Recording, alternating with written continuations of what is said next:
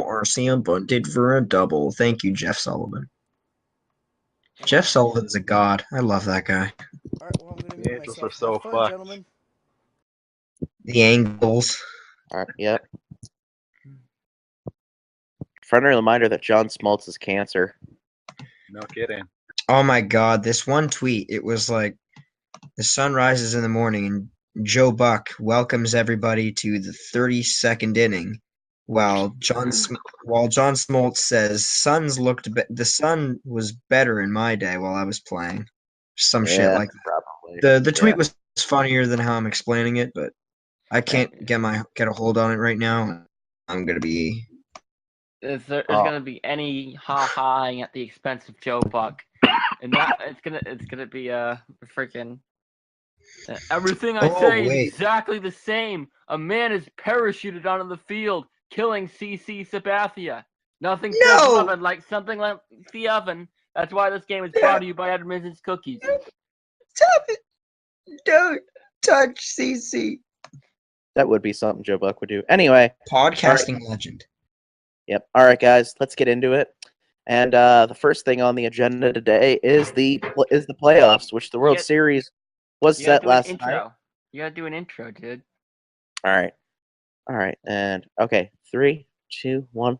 Welcome everybody to the Laptops on the Field podcast. My name is MD Transplant 757. Joined with me are my great and lovely friends. My good friend Hendo. Hey. My good friend Luigi. No, that's we're using usernames, huh? Okay, all right. Hi. I mean, do you want me to or what? Yeah, definitely. I don't want people knowing that I'm a furry on the internet, so we are using usernames. Well, it's already over. It's all over.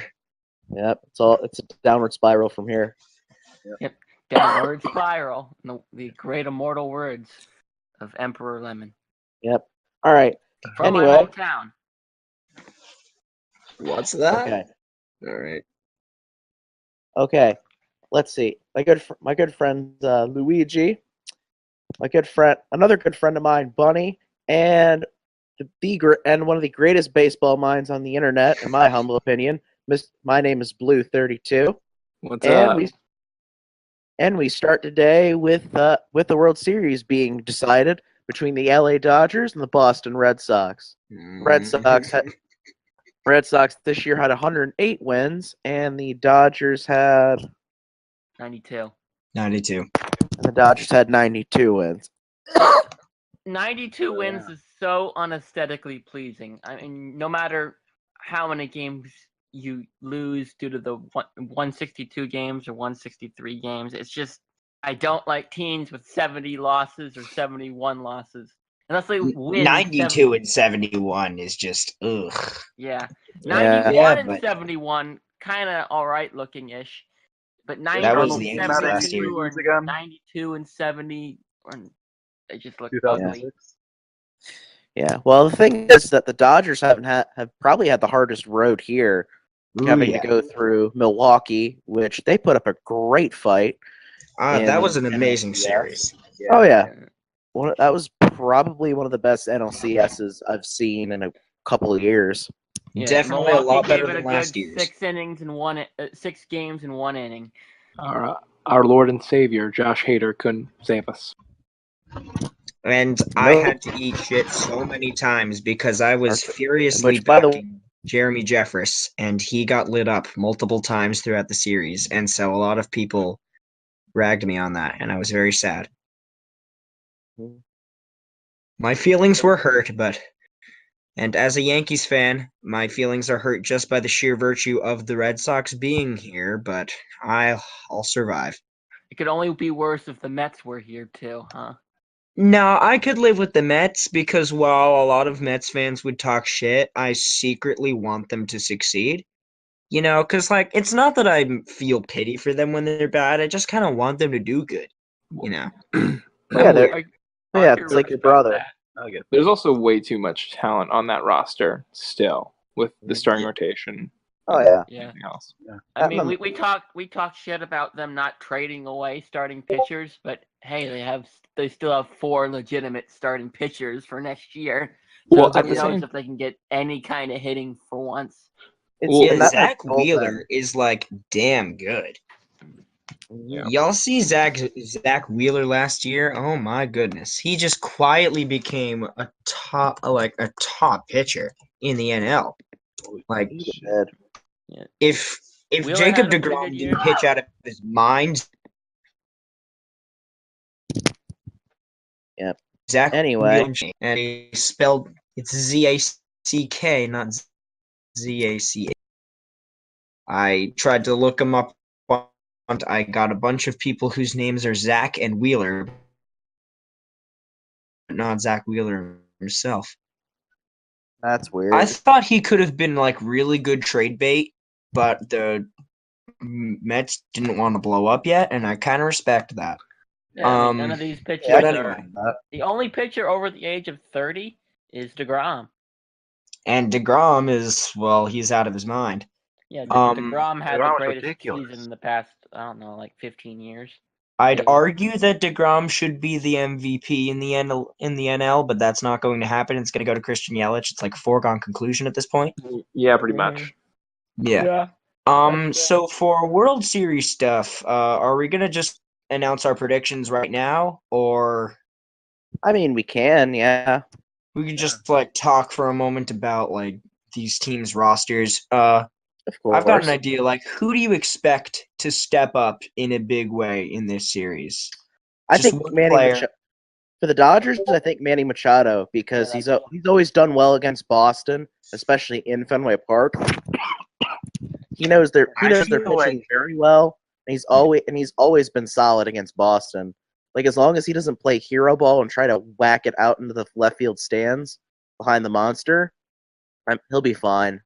Honestly, I'm thinking Cody Bellinger has really figured it out. He's had some really terrible postseason play so far in his career. He set a record for the World Series last year in 2017. He struck out more in that World Series than any individual player had ever done in World Series history. And he had this hitless streak to begin the postseason that went throughout the entire Braves series and into like game 5 of the Brewers series. But I think he's figured it out, and I think he's going to make David Price's life hell. Yeah. I think a good determining factor for Boston might also be JD Martinez. He got a quick glimpse at the Dodgers when he was there in Arizona last year after the trade deadline. He did well against the Dodgers in the 3 games that he played in against them in the playoffs. He hit 4 home runs in a game off the Dodgers last year. Mm-hmm. that he did, yeah. Yeah. Yeah, he had an OPS of 1,000 in the playoffs against them. So, like, Of course, small sample size. But did you know that there's going to be like a bit of an interesting storyline with the Red Sox about about how they arrange their roster when the series goes to Dodger Stadium, because they're going to want to have JD Martinez as bat in the lineup, but they don't have the DH. So Mookie Betts actually proposed playing at second base. What do you think about that one? He That's was brought up interesting. there. I mean, he played there in the minors, yeah. and he was regarded as one of the better second basemen defensively while he was there. So that could work. I could see that happening. Yeah, but how many times throughout the year has he been doing drills there and, just generally staying sharp because he's not played there for them? Probably since his rookie year, I would say. But Travis Shaw picked it up literally on the fly, and Betts is a way better athlete Second base than Shaw. is a very easy position to learn.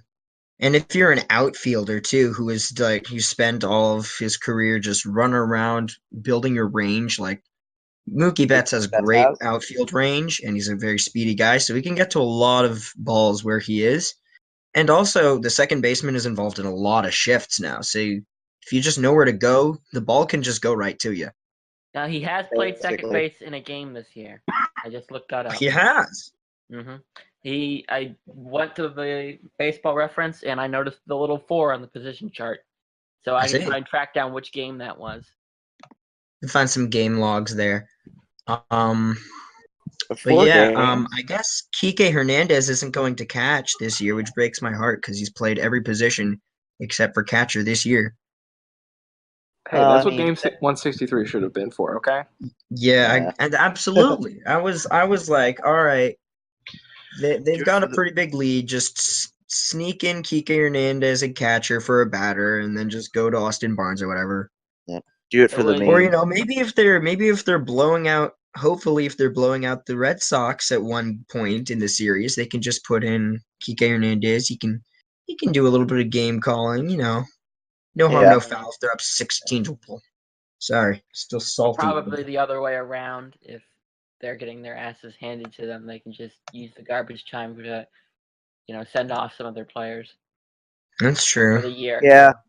And I found the game was August 3rd against the Yankees in Boston. Against Played the there. Yankees. He No played there kidding. for 6 innings. What? I guess I wasn't really paying attention at this I point think in he- time. I I guess I think was he- being a moody little bitch and not watching games. Yeah, I No think kidding. he was. I think he started the game at right field, and then the last 6 innings he played second base. All Or right. it could have been the other way around. He could have started at second base. I think on the fielding log when I checked, it said he didn't start that game. He played second base in. I believe Yeah, he did. Holt got hurt or something. I can't remember. Yeah, so Yeah, they Yeah, took Barnes Brock at Holt right out. I wonder if Dustin Pedroia gets in at bat during the World Series, I don't think they he's can't. healthy. No. or I is he think- on injured reserve? He's Or injured. 60 Yeah. Yeah. there really isn't an injured reserve in baseball with the 60-day DL, but Yeah, That's- the that's the 60 DL equivalent. basically is basically the injured reserve. I apologize. All right. So we just gonna go with predictions and go on to the next part. Yes, we are. Okay. So I'll go front and center. I'm actually probably going to not be paying too much attention to this series, but I'm gonna go Red Sox in 6. I'm gonna go. I'll tell you what. I'm gonna go Dodgers in 7. Ooh, hot take alert. I'm gonna go Red Sox in 3. All right. But seriously, We're just gonna forfeit game 4. Fuck it. Let's just give it to them. Please let them forfeit. I want the Dodgers to win. I really do. They're the lesser of the two evils in my mind. They have a lot of guys who've been there for a bit and have a monkey on their back. And Yeah. both David Price and with the Dodgers, not with the Dodgers, the Red Nathan Sox. Eovaldi. David Price with the Red Sox, and of course Nathan Eovaldi with the Red Sox. Chris Sale. Yeah, but I'm He's talking about Yeah. former Rays, aren't you? No, I'm not talking Yeah. about former Rays. I'm talking about Oh. guys who've been dogged for never being able to win in the playoffs, which is Oh why yeah. you have on My the Red least Sox, favorite you have- narrative because there is no player who cannot truly play in the playoffs because the sample Exactly. size is too small and it's stupid. I hate it. With pitchers too, I would also say that you're also every single at bat you're going against a good batter more times than not. So Yeah, that's why definitely. Your ERAs quality are of higher. opponent is much better. Oh yeah. Exactly. Well, yeah. You're the best 2 teams in the league, arguably. hmm And these Yeah, are two good offenses. They're two of the better offenses. I think they were in terms of run scoring, they were the number one offenses in both leagues. I would assume that. I know Boston's was first and Houston's was like a close second. Yeah, but yeah, it's David Price on the Red Sox Oh, and Clayton can I not Kershaw get on the postseason? Dodgers, who Yeah, have that those would be- monkeys on their back, and whoever wins this World Series is not going to have that monkey on their back that much. Yep. Even Which if they is- don't, even if they get blown out in the games they start, they're still going to be able to say, "Hey, I won a World Series," and people won't really talk about it. Yep. It's true. It's true. It's like I got the jewelry. You can't make fun of me now. Whatever. I mean, like, It's kind of like Alex Ovechkin in the Capitals. Like everyone made fun of him for years for being a choker in the playoffs, Yeah. and then when they finally won the Stanley Cup, which I'm a big Capitals fan. I'm from Maryland, near Baltimore and DC. Like I actually cried because I was just that happy in seeing that. And for a lot of Yeah, Dodgers, dude, I'm not even a Caps fan, and I cried at that. yeah, Though Like, I'm pretty easy to get I don't- emotionally. Yeah, I I'm not. don't really watch a whole lot of hockey. When I do, I'm a Lightning fan, so Yeah. Yeah, I you mean- should probably get into it. This is like, It's hard. I'd love to because, like, other than football, where I like the Cowboys, I like Tampa sports teams, and they're the only one that's really a championship contender at the moment. Sorry, yeah, my beloved definitely. Rays, but you're just not there quite yet. Nope. So They are it'd be very easy for me to close. jump on and say, yeah, we're a team that's won the Stanley Cup like 10 years ago. We have a team that's in place that could easily win it, like at any year until, whoever gets too old and they have to blow it all up. But, like, yeah, it's a very, very tough team. But, all right, we're trying to get back on topic. All right, so Yeah. my real It's prediction fine. is probably going to be Red Sox in 5. But I could see the Dodgers winning it in 7 if they can get it that long. That's really their best bet. All right, Hendo, Blue, your thoughts? I'm gonna go Dodgers in 6 because it's a hot take over here. It's got to be. I do have a lot of talent. And if that talent breaks right, who knows what can happen? It's the playoffs, for God's sake. Mm-hmm. Yeah. I'm gonna go Sox in 5. All right. All right. So Mostly general just consensus here is Red Sox, but Yeah. there's a couple of guys who are thinking maybe the Dodgers can pull something out here. And my main reasoning is, if any of you saw the Astros play them, the Red Sox hitters, every hitter in their lineup was not chasing. Oh no, They they were have repeatedly- outstanding plate patience. I've Yeah, Oh, they- the I've discipline watched them on all offense year is as a division, unreal. as MD and I is division. MD and Sendix and I, we're all division rivals, and so we've all seen that patience on display all year. It's And so frustrating. we've, I mean, when people were predicting the Astros to like blow the Red Sox out of the water, we were thinking this team is just too good for that to happen. They might be a little bit overrated because of their record, but not by much. And their plate patience helped them win that series. Yeah. I mean, even though the regular season stats were padded against the Orioles, which I'm a huge fan of, and they were awful this year, but I don't want to talk about it. Yeah. It's but funny. The only 2 teams the Orioles did well against were my Rays for the first part of the season and the and Yankees the for the Mets. first part of the season. Well, no, we also did well against the Mets, but that's kind of it. Yeah, that's a The real small Mets. sample size. Oh yeah, very small. Extremely Alright. small. That's not. It The was point. hilarious looking at the Yankee subreddit whenever they played the Orioles. It was just Yeah. great. I don't associate myself with that cesspool. I like to think I'm above it. Oh, there are 2 Yankees subreddits, and both of them are cesspools. Okay, Yeah, one of them I is just much don't better bother than with the other. Reddit though. in general. Yeah, I don't. Though know. I'm often on Twitter, so I'm not much better. Yeah. Anyway, That's like somehow let us move that could on. be worse. Yeah. All right. Anyway, I over the summer I went to Denver for a wedding, and I got the chance to go to Coors Field. Which, if you ever get the chance to go there, please go. It is such a beautiful ballpark. They put a lot of care into it, and that's why they've always been one of the top. Oh yeah. Top teams in terms of attendance because fans really appreciate the stadium. Oh yeah. It'll always be an upgrade over over Yankee Stadium in terms of views and Oh the general amenities because Yankee Stadium is a mausoleum. But anyway, that and Coors Field also has $6 Coors Lights, so which is the cheapest beer in all of baseball. What's So, funny? You want to know what's that doesn't funny hurt. about? You know what's funny about my team, Tropicana Field? They don't sell Tropicana orange juice. They never have, to my a knowledge. travesty. I How? don't think Minute Maid sells Minute Maid products either. How? That's like easy. No, there's a Dunkin' Donuts field that's like a AA ballpark. They don't have Dunkin' Donuts there. That would be such an Please easy be a Boston tie-in. affiliate. How do you not do that? You can at Man, least Dunkin' have a Donuts program. Field has to be a Boston Red Sox affiliate, or else they're not doing their job. I think it's in New Hampshire, I think. I could be wrong. Oh, prime New England territory. But Yeah. anyway, on with the Rockies. Ah, it's in Hartford. It's in Hartford. But It is, still, yeah. basically New England territory. Yeah, that is. But you know what? You know what I've heard that the Los Angeles Dodgers Stadium doesn't have any trolleys. What? Oh, Trolley no. Dodgers. Strawberries were- I know what it means. I'm just surprised. I mean, trolleys are kind of a New York and San They're Francisco. definitely more of a New York staple. Yeah. Oh yeah. But who knows? Dodgers is a weird word. But the point with the Colorado Rockies is that we were going to discuss this team offensively is not good. So we're thinking about how they could potentially address their offensive situation in the offseason with some free agent signings.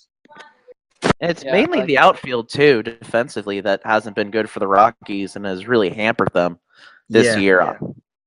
Because And like I have a list of candidates in the outfield that the Colorado Rockies might want to sign, and I have a front runner, and that's AJ Pollock. Yeah. Now, AJ Pollock, Yeah. with the Diamondbacks, he's been good. He is an above average fielder. He had 6 outs above average in center field for the Diamondbacks this year. And even though his career high in home runs is only 21, and that was this year, it was a year cut short by injuries. He only played 113 games. The Diamondbacks are going to want to extend a qualifying offer, but I don't know if he'll take it because I think other teams could jump on the chance. Now, he's not going to be too expensive because he has not too many games under his belt overall. He hasn't finished in a complete season. So it's kind of the complete package in center field because he's a good power bat and he's also an above average outfielder. So what do you guys think about that? I think it makes well, sense because they could move Charlie Blackmon to left field. He's a very terrible defensive center fielder. Oh, But we've awful. seen some really bad, really awful defensive center fielders move to left field and actually play well there. Like my Rays, we brought in a guy to do that. Yeah. to just plug the Rays. But Charlie Blackmon, I could imagine him moving to left field, being a defensively positive left fielder in any capacity, even if it's just above replacement. And then you've really changed the complexion of that outfield with some better defense. And you probably get rid of Para. I don't Yeah. know Oh, yeah. what the Para's contract situation is for that, but is he a free Para's agent or garbage. is Para a free agent? Does he have a lot of years on the Gonzalez contract? is a free He's a agent. free Parra agent. is not. No, Nope, Gonzalez is a free Baseball agent. references Para as a free agent. Sorry, so they can just Oh, tell Parra's him a free agent? But yeah, both Parra's are. a free agent. They They just tell lose him to both kick- Parra and Gonzalez. they have a Oh, okay. they have a buyout. They have to pay him $1.5 million to tell him to screw off. Basically. Which they should, because Parra was just awful this year. Yeah, he's Anyway. not worth Perfect. $12 million for the team option. But I Yeah, will say no. Pollock is the best center fielder on the market, really by far. Upside, ceiling. Really, he's the guy that most teams should look at if you have a need there. So Basically. that means the price will be driven up by competition. 'Cause Maybe, but he's also Not 31. Competition. It's more like lack of competition that'll Yeah. really be why Pollock really excelled this year. Hmm. In terms of money and years, because he's the only guy out there. Well, Now, Pollock also has age against him. He's already 30 at least. He might be 31. He's 31. I remember when he That's came to still, Baltimore. In terms of the outfielders hitting the market, that's one of the younger offerings because you've also got Andrew McCutchen, Nick Markakis. Markakis is going to go into his age 35 year. Michael Adam Brantley Jones. is 32. Yeah, Well, there's not McCutchen really 32. Adam Jones is 33. So Pollock undercuts all of them in the age department and is just a better outfielder. I think he's also the youngest center fielder because if you look at the center fielders, he does. there's 3 guys that are going to Well, play. what center I field was every day. looking at mainly was the Rockies was their excuse me was their outfield depth in the minors, and I really liked what I found. What they could do is they could move Blackmon to left field, excuse me, and pull up from Double-A Sam Hillard, who, while not great at center field, would basically be, a just in case kind of guy.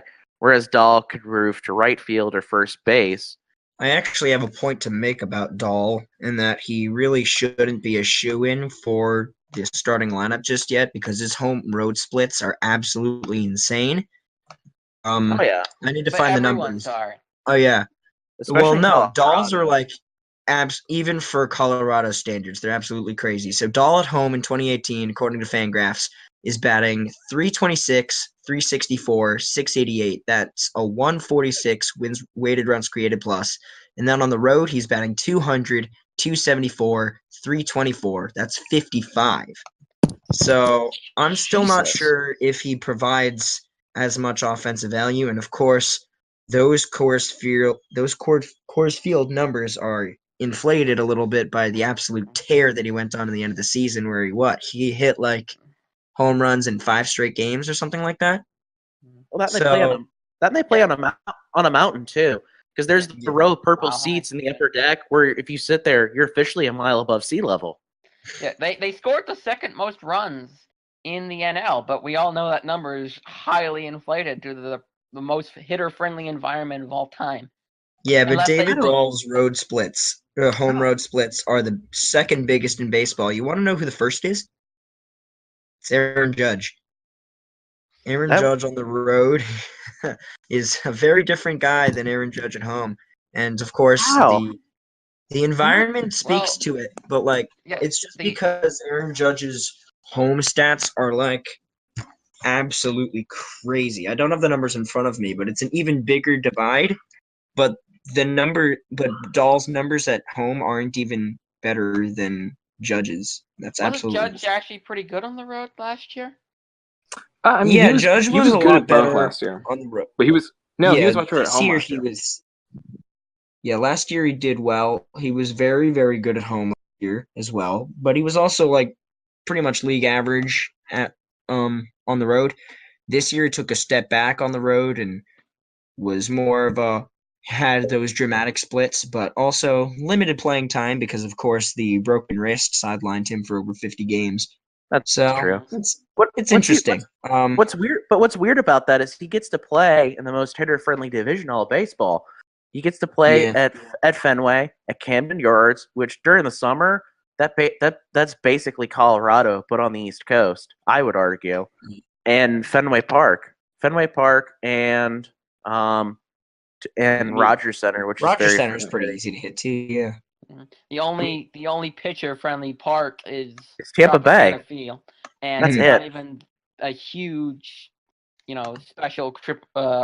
It's not like it's. It's San not Francisco AT&T Stadium. Park. It's I not think AT&T Park. Tropicana It's not is Minute much more league average for overall hitting rather than closer to the AT&T Park, There's no triples alley. San Diego. Just a Yeah. few feet. I mean, the only thing about it is it's a dome.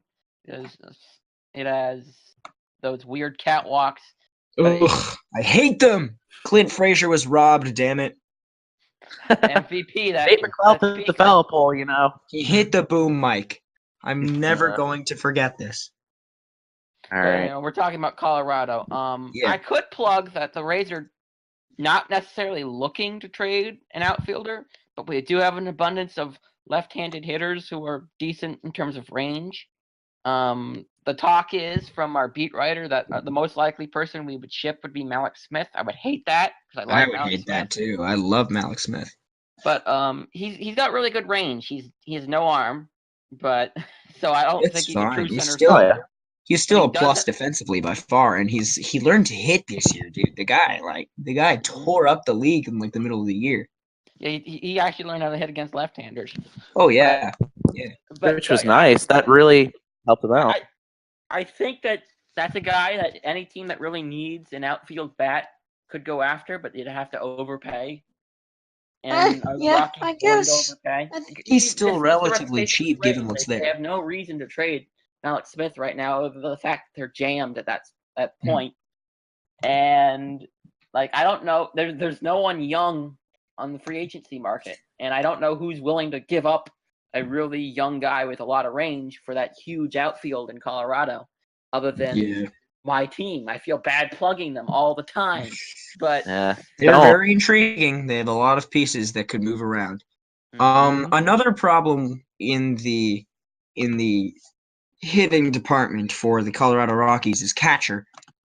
Tony Wolters, Drew Butera, and Chris Iannetta are not an inspiring trio of catchers they're awful. offensively.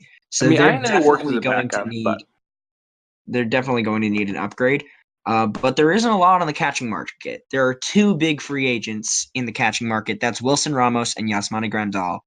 I don't think Yasmani Grandal is being re-signed by those Dodgers. I don't think it's happening. no, they're giving me that qualifying offer. Yeah, and they're that'll giving be him a qualifying offer. That's it. I don't think he'll take it. According to Baseball.com, the Dodgers have 2 of the top 10 catchers. They don't even need them. Prospects, yeah. We'll find out if they need them or not. Prospects bust all the time, but they have 2 very, very highly regarded ones throughout the The industry. Dodgers are good at developing prospects. Like they don't they're get very good. I There's mean, a reason Austin why Barnes also Young's- as well. He's already a really solid major league catcher.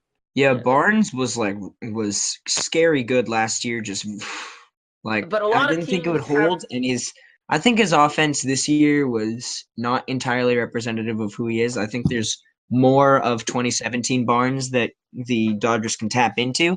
Mhm. It'll be interesting, but for Colorado, there's a few more interesting catcher guys. One of them is Matt Wieters. I think his bat has kind of dropped off the face of the earth, so that might not be a very good idea to bring an ailing catcher and hitting. It'd be like bringing back Jonathan Lucroy, which actually they could do because he's a free agent too. Jonathan Lucroy. Alternatively, they could go with retire. for a 35-year-old Kurt Suzuki. He's can probably go. the best hitter who isn't Ramos or Grandal at this point. Yeah, at this Realistically. point, because then you've also got Evan Gattis, and you never know if he's even going to want to catch. I mean, he might want to catch, but he's not someone that you want to start a lot at catcher. Isn't Brian no, McCann? he's better in the No. role that the Astros were If using. they want a time split in an Iannetta Gaddis kind of platoon, maybe that works, but I don't really know about that. Not every team has a premier hitting catcher, so I don't know how much of a priority catcher might even be for them. They might just want to find a guy who has great defense and we'll do what we can in terms of however he hits. Yeah. Which is Yeah. basically what they've been doing. A lot of teams do that, though. Mhm. I mean, Brian I mean- McCann, Yeah, as Brian Andy McCann- mentioned in chat Brian just McCann- now, he has a 2019 team option, but he is a free agent if the Astros don't pick that up. They're not going to pick that up. They're not going to pick that up, as we all know. So he could be an option as well. But like, he's as old as Kurt Suzuki. He's 34. He's not quite as old, but he will be 34 in February. 35. He'll be 35 in February. So, yeah, that's like 1 year, but that's not a long-term fix. It'll be interesting. Defensively, McCann was pretty good this year, but going to Colorado, I don't see it. And I will McCann, missed most of the year with an injury because he only had what was it? He only played in 63 games, 216 plate appearances. So Yeah, he didn't get a. Yeah, there's a really fair argument that McCann is not a starting catching option anymore. yeah, I can see that argument. gotten up there in age. Now, Mhm. I will say, someone they could deal for that's not JT Realmuto could be maybe James McCann or John Hicks from Detroit. from Detroit. Yeah. Detroit could be willing to ball for that. I could see it. Well, they were But- debating non-tendering McCann, but after McCann didn't hit well this year, and I think he was hurt for a good portion of the year too. So, I mean, he could be a nice buy low candidate. He's shown that he can hit in the past. Probably going to Coors might assist with that, but Oh yeah, but then again, you have to go to a couple more pitcher friendly parks like Dodger Stadium, Mhm. and This Arizona tonight, can get thanks kind to of weird. PED suspension, but Wayo, is he still locked up with the White Sox? who? Who? Wellington Castillo. I think he got like Wellington Castillo. Deal with the suspension, didn't play a lot. Might the White Sox want to trade him? Oh yeah, probably. Uh, I mean, I can see it. they had his name's Omar Navarez, I think is how you pronounce his name. He had a coming out season. He hit really well. I mean, So, as we'll talk about later, I have reason to believe the Astros are So probably that's by one. another possibility that the Colorado Rockies. Wellington Castillo had a 17 and 323, 490. That's a 116 win and runs created plus. He had 20 home runs. But of course, he was probably juicing when that was happening. So we'll see. And that was, of course, with the Baltimore Orioles, as MD would likely want to point out. Yeah, And, he did benefit from playing in Camden Yards, and he did really well at Yankee Stadium too. Oh, yeah. Much, Yeah, he not did. so much at Fenway. Not so much at Fenway, if I remember correctly. But He's not a huge launch angle guy, and in order to like really produce in Fenway as a right-handed hitter, you've got to have some. I don't think Wellington was particularly launching the ball, though I could be wrong. Could be very wrong. I don't have any stats to back that up. I could savant, but I kind of want to move on to the next topic now. yeah, but another thing. Well, one more thing with the Rockies though is that I could see them dealing Ian Desmond to a rebuilding team like the Orioles, if they sweeten the pot a little bit and maybe give him an infield prospect or something like that. Yeah, I could see that happening. That contract is going to be very hard to move, especially for the kind of player he is. He hit more. He had a higher ground ball rate than any other player in baseball. So he's smashing the ball right into the ground. He's not producing runs. He's not getting on base very much at all. So he's not exactly an asset in any sense of the term. So you'd really have to just. But he's still better than Chris Davis. In about 2 years, he's gone from a pretty average shortstop to a below-average outfielder to somehow now a below-average first baseman. Mm-hmm. Oh, far below average first baseman. But like he sometimes pulled a home run out of his ass. So people were like, he had a 2020 year. He stole 20 bases and hit 20 home runs this year. Yeah. Yeah, but somehow he kind of run played so badly that he still ended up with negative wins above replacement. That doesn't shock me. That's what hitting the ball into the ground Yeah, constantly do. No matter where you're playing, if you hit the ball on the ground all the time, you're gonna have a negative points season you hit. Yeah, especially at Coors Field. Maybe a team that is willing to give up that kind of contract and thinks they can fix him, get him to hit with a higher launch angle. Mm-hmm. I know that the Rays have really had some. Again, with the Rays, we've had some batting coaches where we try to get guys to change their swing around, get a higher launch angle. Is that something we really think he can do, or is he already have that optimal swing? He's just hitting the ball on the ground anyway. I think he may could. Be at this Where point. would he play?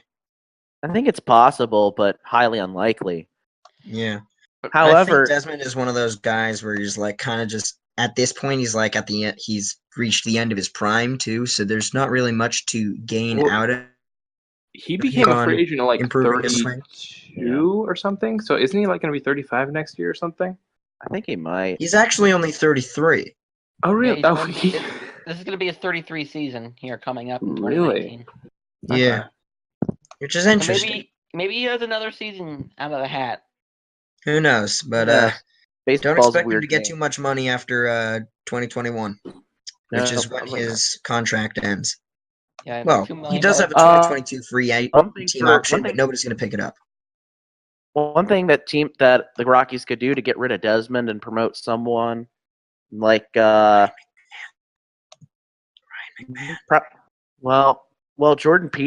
Patterson plays great first base and he's a great bat, but I could see them trading from an area of strength like with their infield depth. I could totally see them trading a Ryan Vlade and maybe Tyler Nevin to a rebuilding team just so they can take all the money from Ian Desmond and take Ian Desmond off their hands, because because think about it, you're basically buying two really good prospects for the price of crappy Ian Desmond. And if you're going to tank already, then Ian Desmond helps. I guess he's like a Sterling Castro type player, the guy who was always employed during the tank. Yeah, basically. Tank commander. Feels bad, man. Ooh, Starlin Castro. Yeah, just brutal. Absolutely brutal. He was shipped off the Cubs after the 2015 season.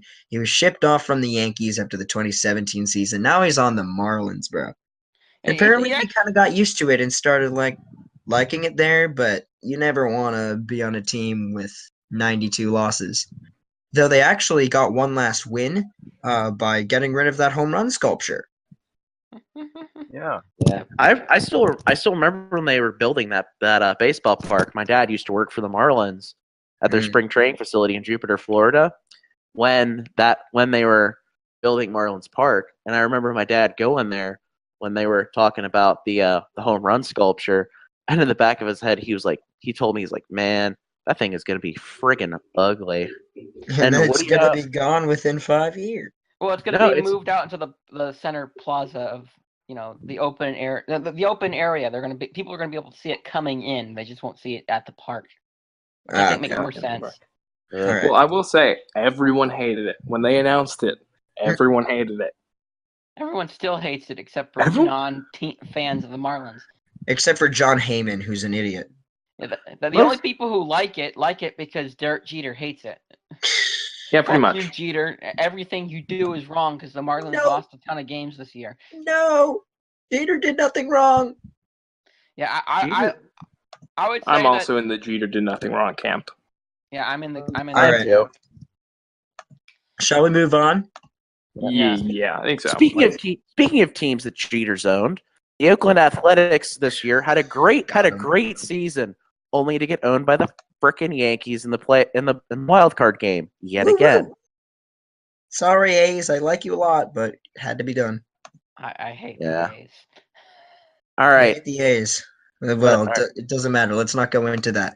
So we're just kind of there's going to be a very busy offseason ahead of the A's because there's a lot of guys either entering free agency or arbitration. I'm pretty sure there's like 7 UFAs going off the book. There's Jed Lowry's the big one. They also are losing Matt Joyce, who didn't really play for them this year, so he kind of is a non-factor. Yeah. Cahill's a free agent. Cahill. So is Jonathan Lucroy. Lucroy, yeah. Pretty much most of the rotation here is Anderson and Jackson. Anderson, yeah. And the bunch in the middle of the season. And there's a lot of guys going into arbitration as well. The big one is Chris with a K Davis, but there's also Sean Manaea, Blake Treinen, and Ryan Buchter, I guess. There's a bunch of guys that the lawyers are going to be very busy. Well, I will say Edwin Jackson's a free agent, and you don't pick up 34-year-old Edwin Jackson and have him pitch for 15 good games like an ace. Edwin Jackson needs to go to a team where he's never gone before. Yes, that's the real argument. Yeah, he just Edwin Jackson needs to break the record.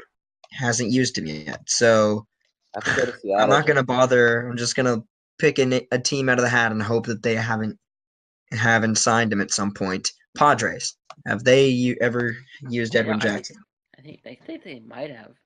Maybe. I know he hasn't been on the Rangers. Padres have used Edwin Jackson. He was on the 2016 team.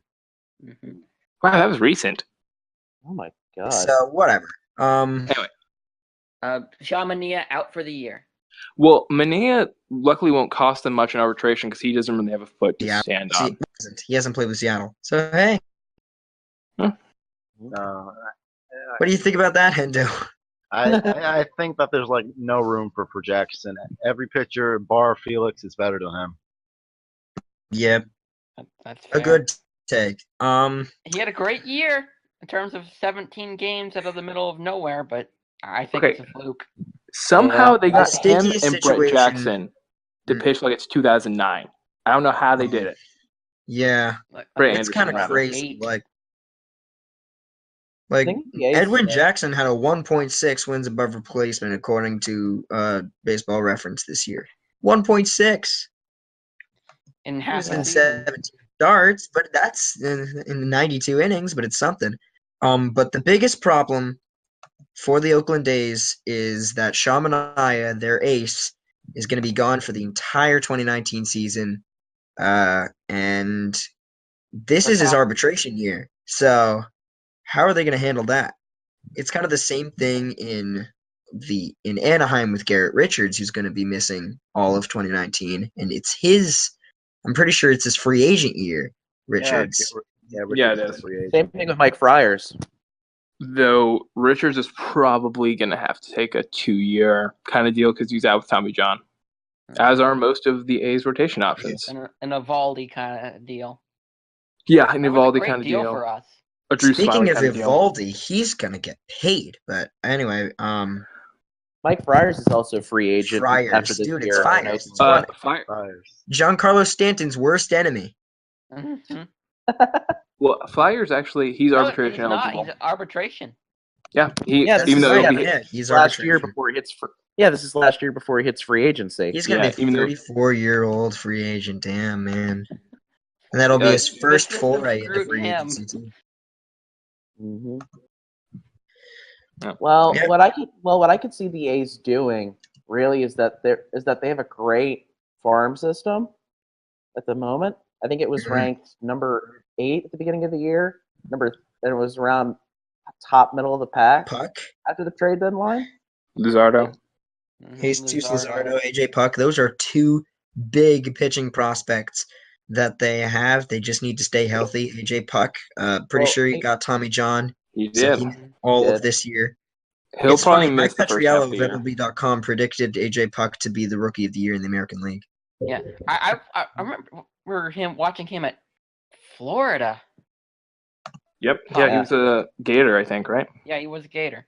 He's a part of the long string of aces that have been coming out of Florida. Mm-hmm. And he also has mad flow. Yeah, and his hair rivals Ben Gamel's. Yeah, it's on that. It's definitely not Syndergaard territory. It's more Ben Yeah. Gamel. Yeah. Yeah. Funny thing is, he actually looks like a person that I know, so it's kind of crazy in that It's sense. still a long It's list. it's kind of creepy. But Yeah, the A's are going to be extremely intriguing. I don't know if they'll probably won't win nearly as many games next year. I don't think that's in the cards. A 96 win season or whatever it was, 98. They're not going to do that again, but they could be a playoff team again. They could be a wild card team again. Well, one thing that we didn't touch on was that Juris Familia, Fernando Rodney, and Sean Kelly are all also They're all free agents this year. Yep. Yeah, they are. Familia is going to be very interesting. I'm not entirely sure how Sean Kelly is going to work because he has this reputation, which is stupid, by the way. The Washington Nationals made this very stupid move when they decided to release him when he threw his glove on the mound in the middle of a 25-4 blowout. Like, why do you release him after that? Because it was against the Mets. Well, Because unwritten rules, and it's like that guy got released when friggin' Roberto Osuna got a free pass to be on a goddamn playoff team. It's just Yeah. well, I hate will say as contradictions well, within the sport. Sean Kelly also has indicated he might retire. Huh. Yeah, he was talking to I think it was Susan Slusler from whatever San Francisco something. Yeah, Susan Slusser. Susan Slusser. Yeah.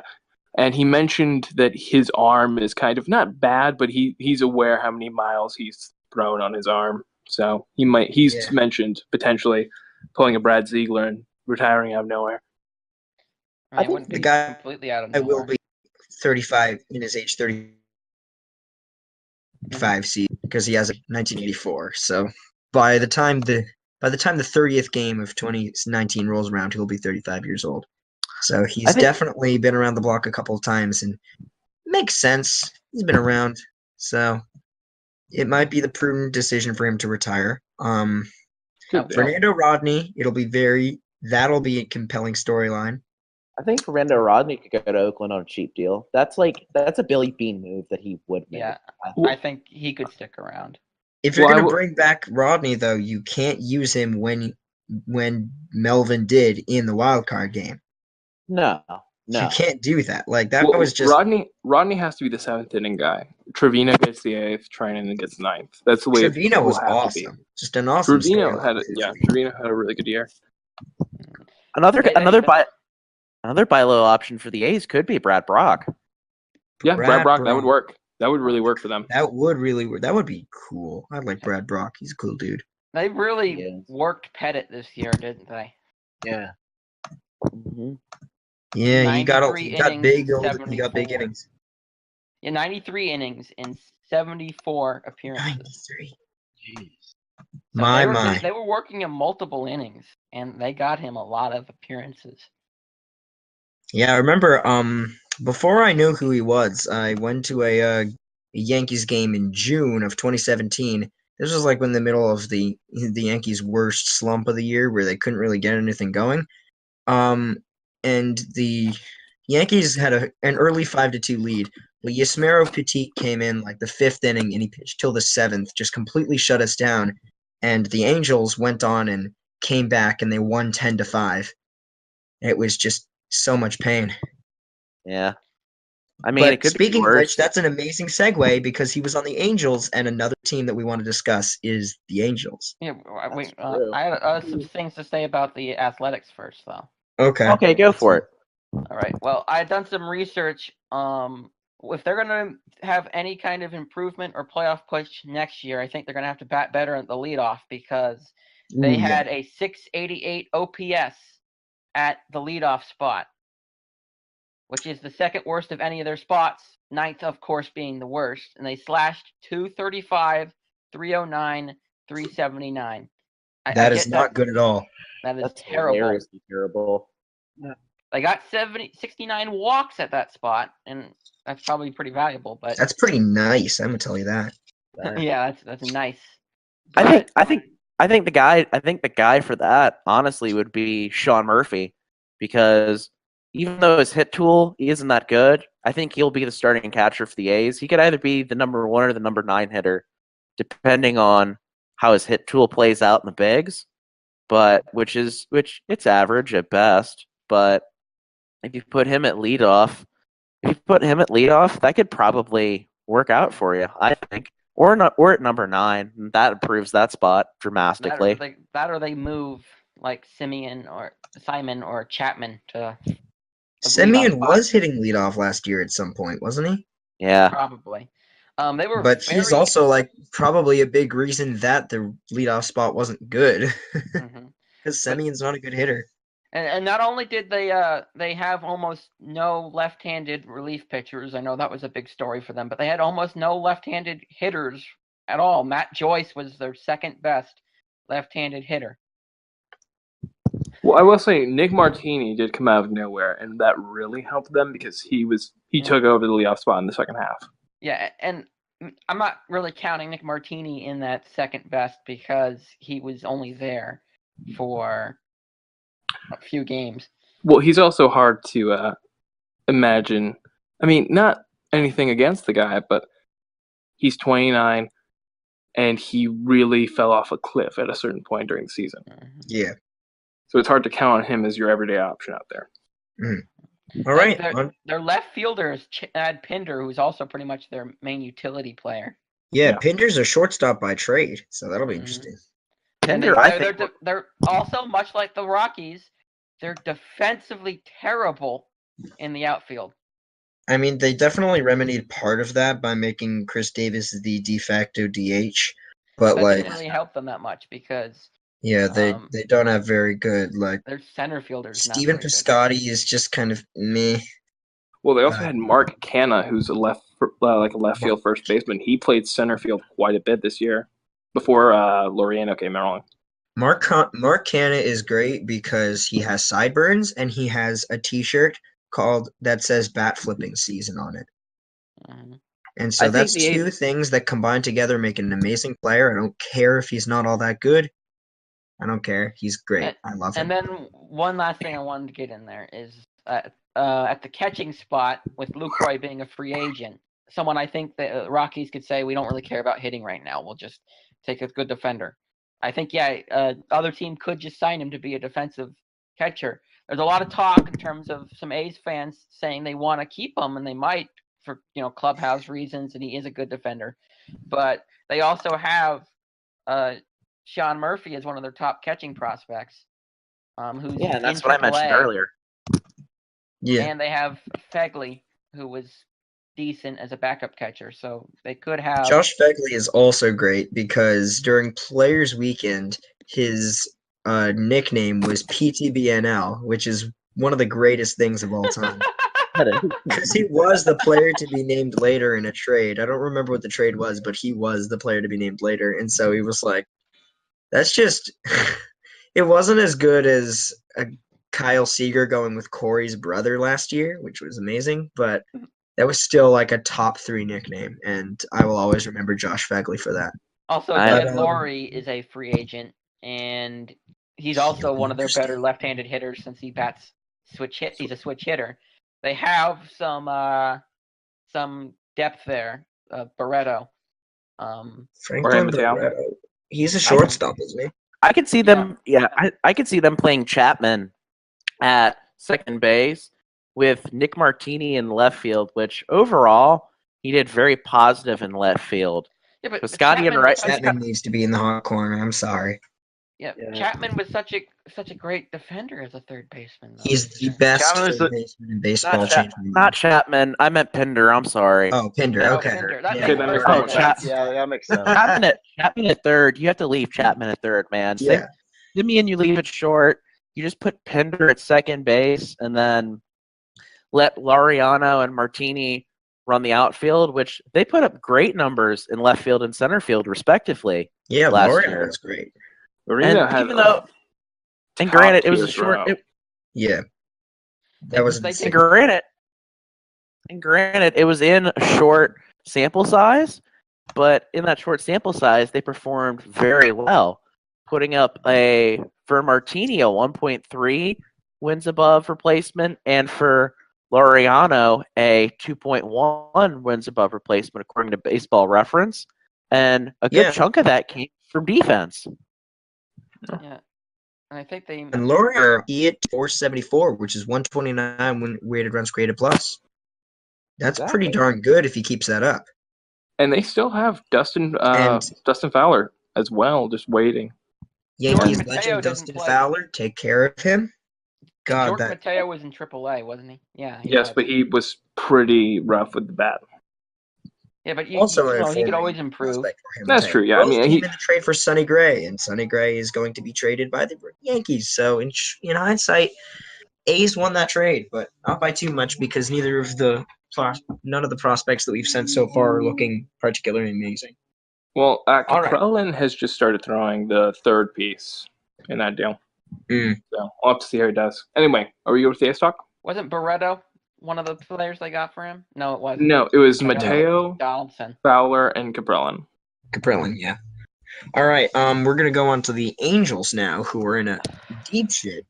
Stay in the same division, which, by the way, can we take a minute just to laugh at the Angels for hiring Brad frickin' Ausmus? Brad Ausmus! Hot off the presses. Right before this started, it was announced that Brad Ausmus is going to be their managerial choice for the future. And I'm like, this is your upgrade over Mike Scioscia? Well, especially because that's not an upgrade. It's not. Well, he's younger. They downgraded. For Mike frickin' Scioscia. How do you do that? Eric Chavez was right there. There was an amazing, compelling article on The Athletic and about Eric Chavez, and he would have been the perfect new manager for this team, and they blew it by going for a guy who was like this big, hyped up guy in Detroit, and I mean, he had so many good pieces, and the guy friggin' blew it. And Detroit moved on from him for a retread. Detroit moved on from him because he sucks. And they had so many good players on that team. They could have gone far. But Grant, it was the end of the core that he wasted, and they never gave him a good bullpen. However, when you have a starting rotation that's that good, Max Scherzer, Justin Verlander, David Price. And a friendly reminder that they got swept by a team with Chris Tillman, Wei-Yin Chen, Bud Norris, Miguel Gonzalez, and got owned by frickin' Delman Young in 2014. Dude, Delman Young. Oh, man. Delman Young, that was one of the greatest moments, I think, of the playoffs in 2014. Granted, I'm an Orioles fan. I'm a bit biased, but I remember keeping watching the game. My phone was almost dead. Just okay, come on. Like my phone died when Hardy got on base. End of class. I walk up to my teacher. I'm like, could you throw on ESPN on your computer real quick? I need to check the score of the Orioles game. She goes, okay, sure. Throws it on. I see we have the lead. I'm like, oh my God, yes. Pitching, Zach Britton. I'm like, we got this. Go home. The first I run to the TV, throw on ESPN, and the first thing I see is the Delman double and Cameron Yards just going nuts. Mm-hmm. And 2014, the year where the Orioles had pitching. 2014 was also the year that the Orioles and the Royals faced off in the American League Championship Series, and now those teams are the first and second worst teams in baseball. It's crazy how the league shifts so dramatically, especially in comparison to other sports. I don't think that happens in any other sport. You could understand that with the Royals. They Oh, for sure. They're like one of the smallest markets, and all of the free agents departed at the same time. They really built that team, and that team did its thing, and it's done. You can say Wade Davis to me, and Wade Davis and Lorenzo Cain to me 3 times, and I'll just crawl up into the fetal position and start crying. All right, we don't want that to do that while the podcast is still going. But back to the Angels. Yeah. Jesus Christ. And Garrett Richards is out, and Ohtani won't be pitching, so they're going to need some starting pitchers. They're going to be having old man Albert Pujols play at third base. Do you think that the Angels have any chance of signing any of the top starters in the free agent class? I mean, hell no. But here's the thing, though, is that the free agent market class, besides Kershaw, doesn't really have an ace pitcher in it. Yeah, there's Patrick Corbin, who's like a number 2 or a number 3. And they're going to get outbid on Corbin. Who's also number 2 or number 3. Keuchel, and there's Dallas Keuchel, who's maybe a number 4. Eovaldi would be a really good pickup for whoever gets him. Yeah, absolutely. Yeah. I would think maybe Dallas Keuchel could potentially go there, but he could also, he's been regressing pretty dramatically since that 2015 year. And I know 2016 was a down year, and 2017 was better, but 2017 was good, but he was hurt for the last month, maybe 2 months. Yeah. I think they're only 2 big. I could see them going in on J.A. Happ. That would be interesting. It could work, yeah. I mean, and Skaggs and Heaney both showed a lot of good this year, though the results kind of mitigated. Yeah, they are very all or nothing kinds of pitchers. They'll either give you 7 scoreless or be out before the 4th inning with 5 runs given up. You never know what you're going to get from them on any given day. Nope. Who's out with Tommy John surgery? Isn't Garrett Richards? No, Richards is. And then they have 1 or 2 other guys that were too. I think Trapino is as well, but they have 5 pitchers who are just always hurt. Yeah. And then their impeccable bullpen starring old man Jim Johnson. I still remember when he put up 50 some saves in an Orioles uniform. I remember him being crazy. Average, and then Buck Showalter coming in and just Jim Johnson turning into God mode.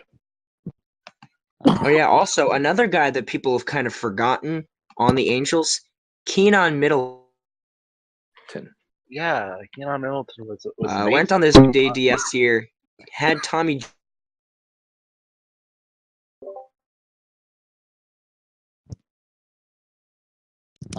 You've cut out.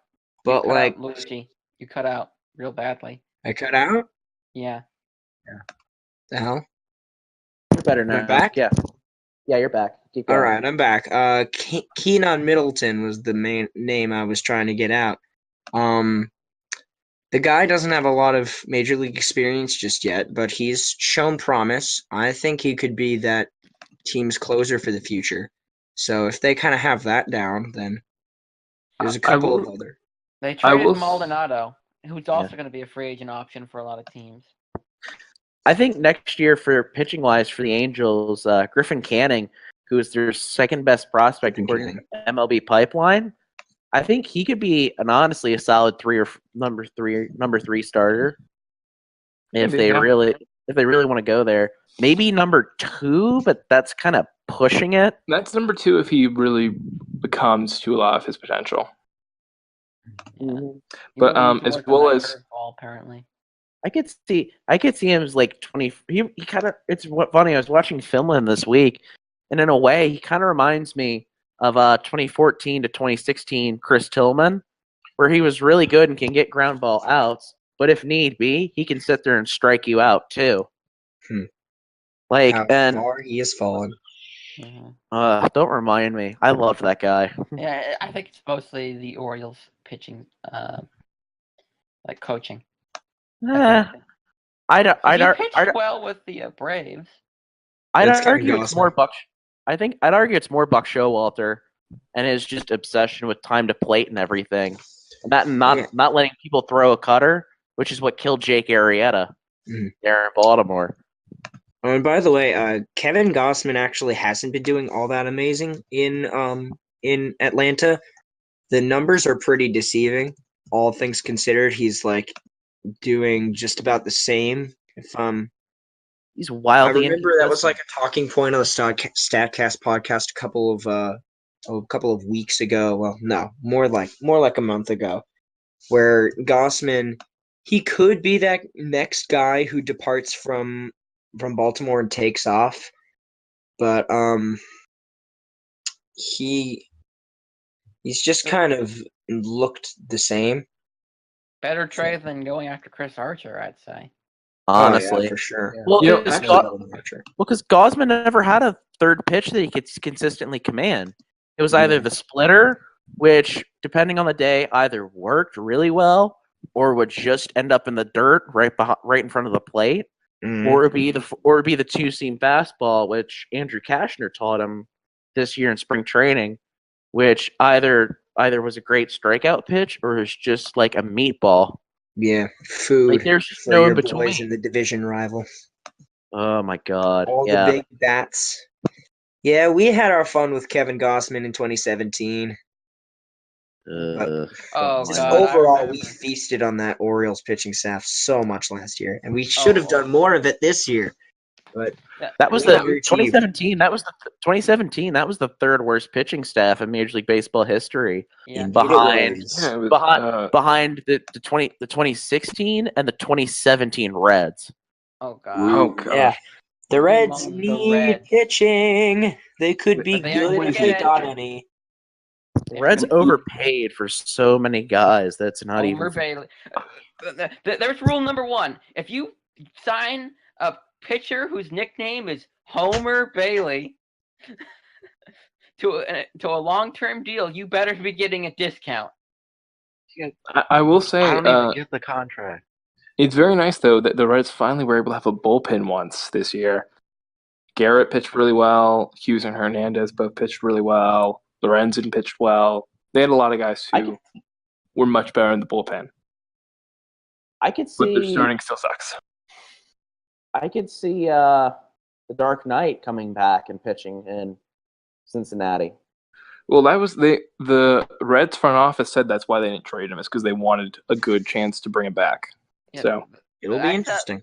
That's That'll be an a storyline. upside signing, potentially. Yeah, that would be. Looking for one. I mean, it's a nice boat. It's a nice buy low Oh. thing. You know, maybe the Angels, because I mean, honestly, I don't have any expectations of them. Yeah, the Angels need a better infield too, because they have holes at second base and third. It's just like last year, and they patched him up with an aging Ian Kinsler and a Zach Cozart that was just about to go into Father Time, and so now they have to do it all over again. And there's not a lot there. Like, there's Jed Lowry, but I Luis kind of get this feeling Valbuena that some is other team gone. will get him. And not that that's a bad thing. I guess. Yeah, I mean, it sounds like they want to try to give Taylor Ward, who is a catching prospect, who they moved over to third, probably another fair shot. Probably have Fletcher or Cozart play second base, and the other one becomes the utility guy. Probably. Well, I Yeah. mean, Taylor they Ward have- had a pretty tough year, all things considered. I mean, he didn't do hit very well he this had like a high 800 OPS in AAA, and he's only 24. So I 24. mean, there's Yeah. there's That's But very the much. game for it'll AAA. be he'll be like Mhm. a matter of months. He's pretty old in terms of prospects, I in terms remember. of guys in their first year. I remember I when mean, that may have Orlando. that may have Jahmai Jones too. Mm. They could play him at second base. But he Honestly. was only in Double A, and he didn't really do great in Double A. No, he did. No, he didn't. But Mhm. I could see them leaving him at Double A for the first like a little bit of the season, and depending on how his bat goes, honestly, I could see his bat coming around. Isn't it crazy how the Angels had CJ Crone and he was kind of okay, and then he goes to the Tampa Bay Rays and he gets a 30 home run season? Well, he He's was never always. come even close to that in his career, and he blows it out his career high out of the water with like 33. Well, here's the no Luckily, 30. at least. Yeah, but there's the thing about Crone is Crone wasn't really all that much better than he ever was at the Angels. We just gave him at bats. The Angels always said, "Well, we got Albert Pujols, so we got to get him all those at bats." Hall of Famers. Yeah, the guy had more plate appearances this year than by 100 than his next highest. Like in 2018, he had 560 plate appearances in 140 games, and that the second highest was 445 plate appearances in 116 games with the Angels in 2016. He's never played more than 140 games. Yeah, I understand the sentimentality and the fact that they're stuck with Albert Pujols' contract. They want to get him 3,000 hits. They want to see him play a game in St. Louis. They want to give him the goodbye tour. But no, they honestly should have said, Pujols, we're going to eat your contract and your cut, and we're just going to keep CJ Crone and Shohei Ohtani. But that would have been the move that would have been difficult, would have been bad in terms of their cash flow, but it would have won games. The But Angels are instead not a fiscally smart baseball team. Mm-hmm. Someone No. give them back to Disney. Disney can really just get them in shape. Yeah, make them the Anaheim Angels again. Please. They still Yeah. technically Honestly. are, but you know, The Anaheim Mighty Angels. I think that might be one of the big reasons why they're having a lease problem right now. Is because that's in their lease that they have to have Anaheim in in their the name. Yeah. Well, yeah, and why do we want to appeal to Anaheim? Because that's basically playing second fiddle to the LA market. And if you're not in the LA market, which is the second biggest in the country, then well, you're really limiting yourself. But also, Angels fans don't want to be lumped in with Los Angeles. Yeah, I mean, but a lot of them do live in the greater LA area, like Anaheim. Yeah, but they also have like this pride about them. I don't know. Yeah, they're better off Right, being the California Angels. Honestly, thinking about it, they It's just re- can't get away with it because there's 4 baseball teams in California. It reminds me a lot of the Orioles and the Nationals, where Yeah. where Baltimore has its own identity, DC has its own identity, but there's a lot of cross pollination between the two because of the Beltway Yeah. and how close they are. Absolutely. So I would assume it's kind of sort of the same way. It is. It an extent. definitely is. Yeah. All right. They're So definitely the second fielder to the Dodgers, even though they've won a World Series in the past 20 years, and the Dodgers have not. yeah, well, we're kind of sticking in the present though. Yeah, I mean, I But never really another- like to bring up championships as a talking point, which is rich coming from a Yankees fan, but I don't really it's do it. it's hellaciously rich. Yeah, but I don't care. Like, Yeah. okay, yeah, It- the Yankees have 27 championships. I've been Yeah. alive for one. I don't care Yeah. about the other 26. But that's Yeah. the thing is that the Angels have won one in recent memory, and the Dodgers have not. And what a Maybe Barry team it was. Bonds. Oh my god. That's the only reason. That's the only reason Mike Scioscia stayed along for so long for Yeah. as long as he did. Mm-hmm. All right. So where to Another next? Well, let me throw one thing in. I think Matt Thassis, who is their number 5 prospect according to the MLB Pipeline, it says that his field is 50. So really, potentially, I think they could move him over to second base. And it appears he has the arm for it, but a field he's of not. 50 that for a tight. first baseman, though. Yeah, That's Yeah. kind of low to move a guy if he's like a 55. I can think about it. I mean, but you have first base occupied by Albert Pujols, and you have a need at second base. Plus, the bat's been playing really well in only a AAA. 50 grade fielder as a first baseman. Well, true. I can't speak too much. I don't know a lot about farm systems. I'm not much of a prospect guy. That's more MD's field. So I'm a prospect geek, dude. yeah, I try to be a geek about my own team. I think it's hard not to be. I'm yeah. just a Statcast Especially junkie. especially when you're a small market team and your minor league team is winning all these championships. Mm-hmm. So that's That's something fun. to excite you. Oh, of course. I will say, before we move on from the Angels, I would just like to point out that the Angels, throughout their hiring process for a new manager, were like, hey, we want someone with analytics. So we're looking at the Cubs bench coach, the Astros bench coach, and Brad Ausmus. Nah. They could have just made Pujols the manager. They would have been better That off. would be so much better. Honestly. Reinvest it, redirect his salary into managing. Basically. Pull off some bureaucratic bullshit. Do whatever it takes. Yeah, they Get probably that guy's could bad do out of the that. lineup. All right, pull us the player manager. Yeah, I mean, Yes. I want to see a Could be player the best. manager for one. For Could be the two, best. isn't a lot of his salary deferred? Yeah, I think a lot of it is. Who even knows anymore? Yeah, All right, he has so a moving on. 10-year Yeah, according to his contract, he has a 10-year, $10 million personal services contract once his player contract expires. So yeah, they already have him on the payroll in the front office. Wow. So basically, How about he's that? gonna be making $1 Just million do a it. year. Boy, this agent's good, man. Pull a fuck about go back key on that one.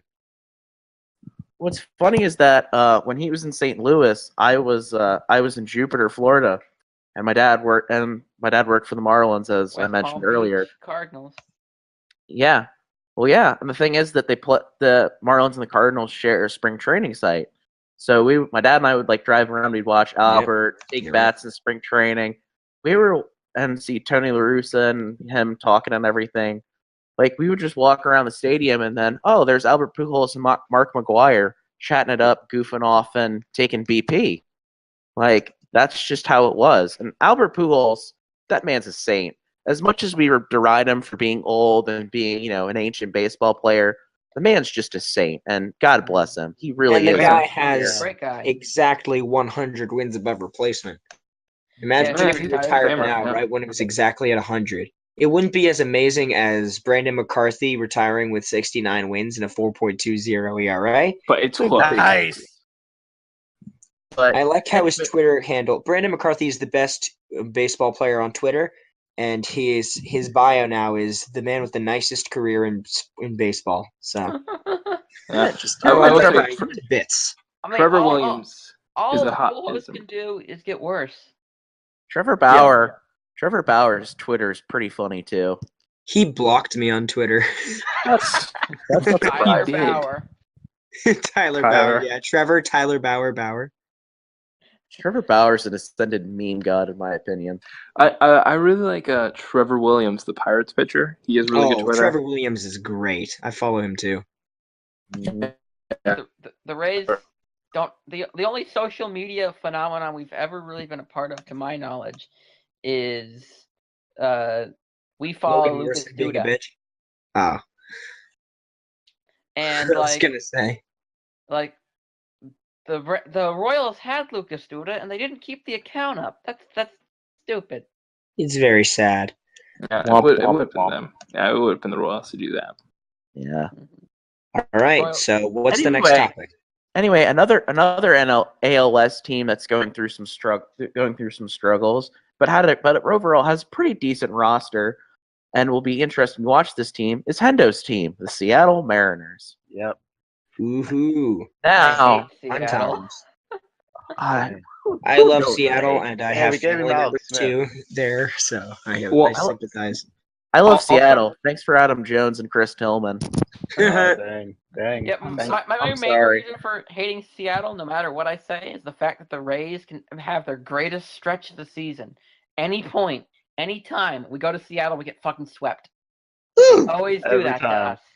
Every And, time, well, every year.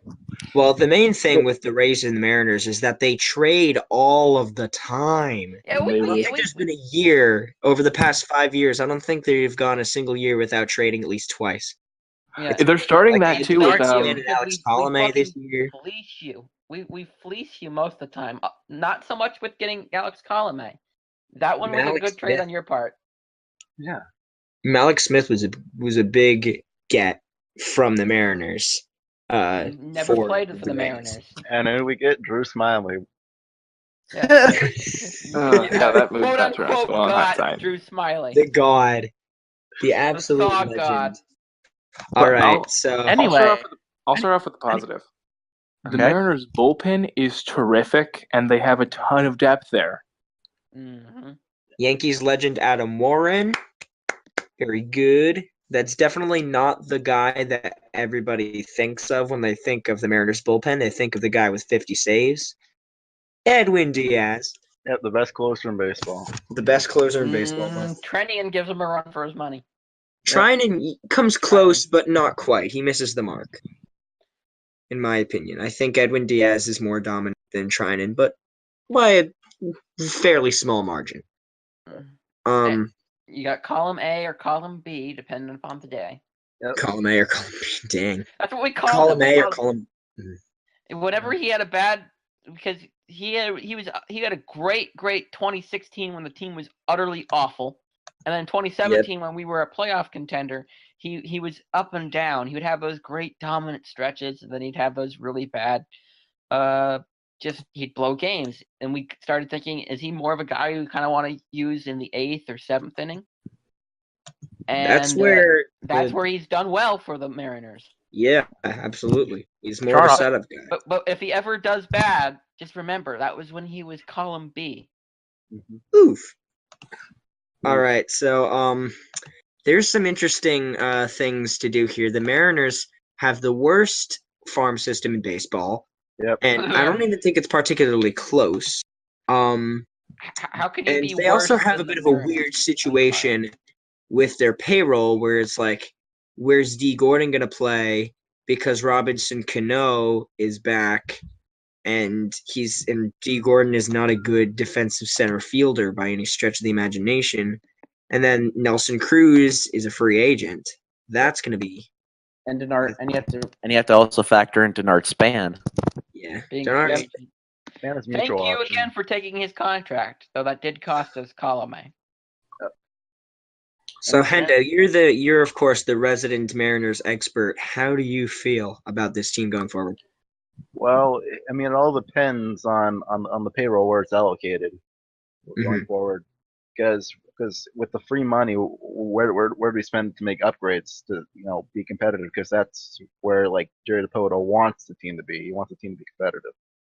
Yeah, there's just some pretty bad stinkers in terms of contracts. There's Felix Hernandez and Kyle Seager had a real down year this year. He was pretty good last year, but this year was just not good at all. But I think he'll bounce back.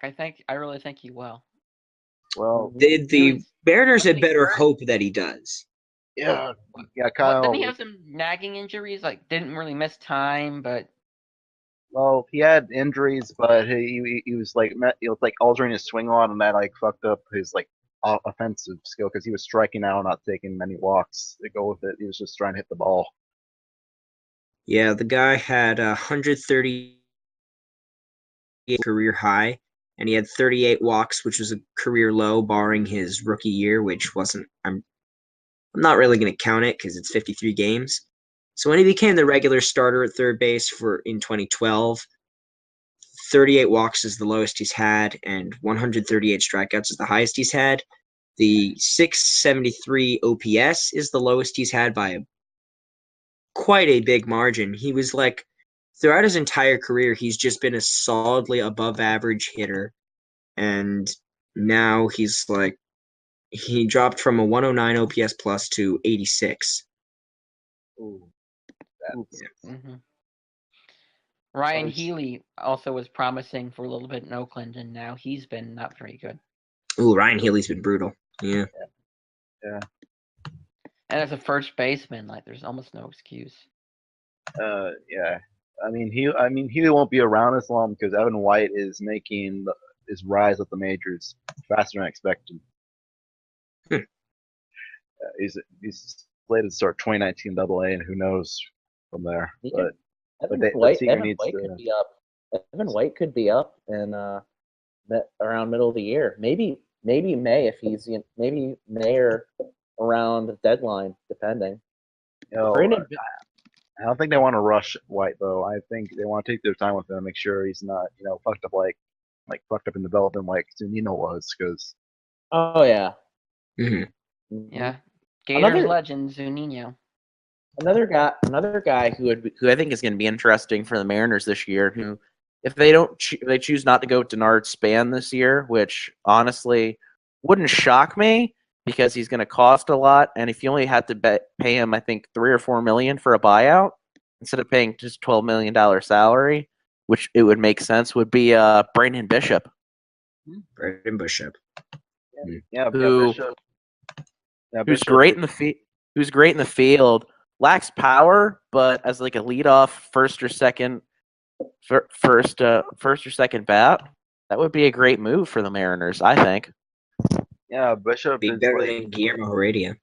Yeah, Bishop's a good defender, and he's a better hitter than Heredia, I would say.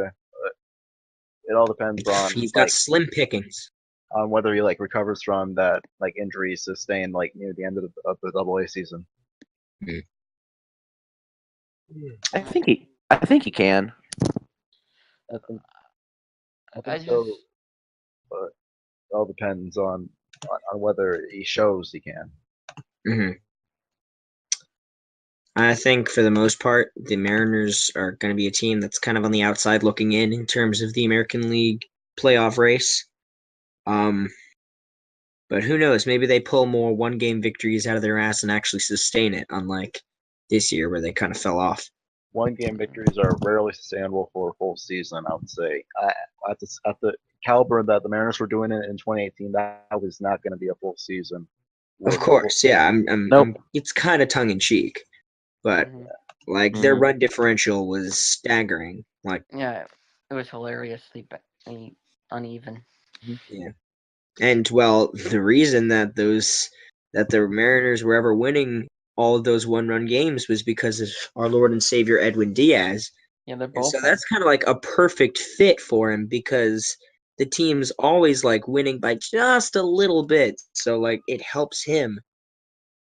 It helps his bottom line because he's getting all the saves. Kind of a match made in heaven, except you can't sustain that season with such meager offensive performances. Yeah, I just want to say about the Drew Smiley trade really, really hurt their minor league depth because they traded away Willie Adames. Ryan Yarbrough, who had a pretty decent performance here as a rookie. They traded away Malik Smith because they had him. They could have just kept him. Thomas Burrows in Double-A looks pretty good for the Braves. Luis Garza, Luis Guerrara. He's not very good, but he's also only 21 years old, and he's already been playing for the Braves. So you have some players, 3 pitchers I just identified right there, who could have been pretty decent, not great, not like aces, but decent contributors for a team that's probably going to need a little bit of pitching depth in terms of with King Felix being hurt, and they have a decent rotation, a decentish one, but they can. By the way, it's possible. Another player who went to this was all the way back in 2014. Drew Smiley was traded from the Tigers to the Rays along with Willie Adames. And then Tampa Bay traded David Price to the Tigers. The Mariners traded Nick Franklin over to Tampa Bay, and the Detroit Tigers traded Austin Jackson to Seattle. What a wild trade! David Price on the move, and then your boy Willie Adames, who's now the #1 prospect. Well, I guess he's graduated from being a prospect. Yeah, he's our starting shortstop, and he was really good this year. He was very good. He had a slow start, but he picked it up. Mm-hmm. So the whole David Price trade was for Willy Adames. We realized we weren't going to make the playoffs that year, and he had 1 year left. We couldn't pay him that much money, so we needed to get a really good home run prospect. So yeah, we identified Willy Adames, and we wanted a project left-handed batter back, and not batter, pitcher back, and we got Drew Smyly, which was better than we expected to get. So they pretty much, and he outpitched David Price the second half of that season. So that's whack. That's absolutely pretty much won that trade on all fronts. Yeah. In terms of what we needed to do, but the Mariners, they gave us Nick Franklin. Were like a non-factor. Yeah, they gave us Nick Franklin, and that kind of hurt us because Nick Franklin is terrible. He's like a bard. He can play all of the defensive positions of baseball, except he can't play any of them well. Yeah, not even first base. Yeah. We put him at first base, and it was a disaster. I mean, they sent us Adam Jones for Eric Bedard and included Chris Tillman, but in a couple of years down the line, we traded them and Ariel Miranda, who was I think a two-war in Seattle in 2 years, and we took on Wade Miley, who had his worst year and a half as a pro in Baltimore. So I think it's a wash at some point. Erasmo Ramirez, they traded him to us for Mike Montgomery. Montgomery was terrible for them, and he's decent with the Cubs.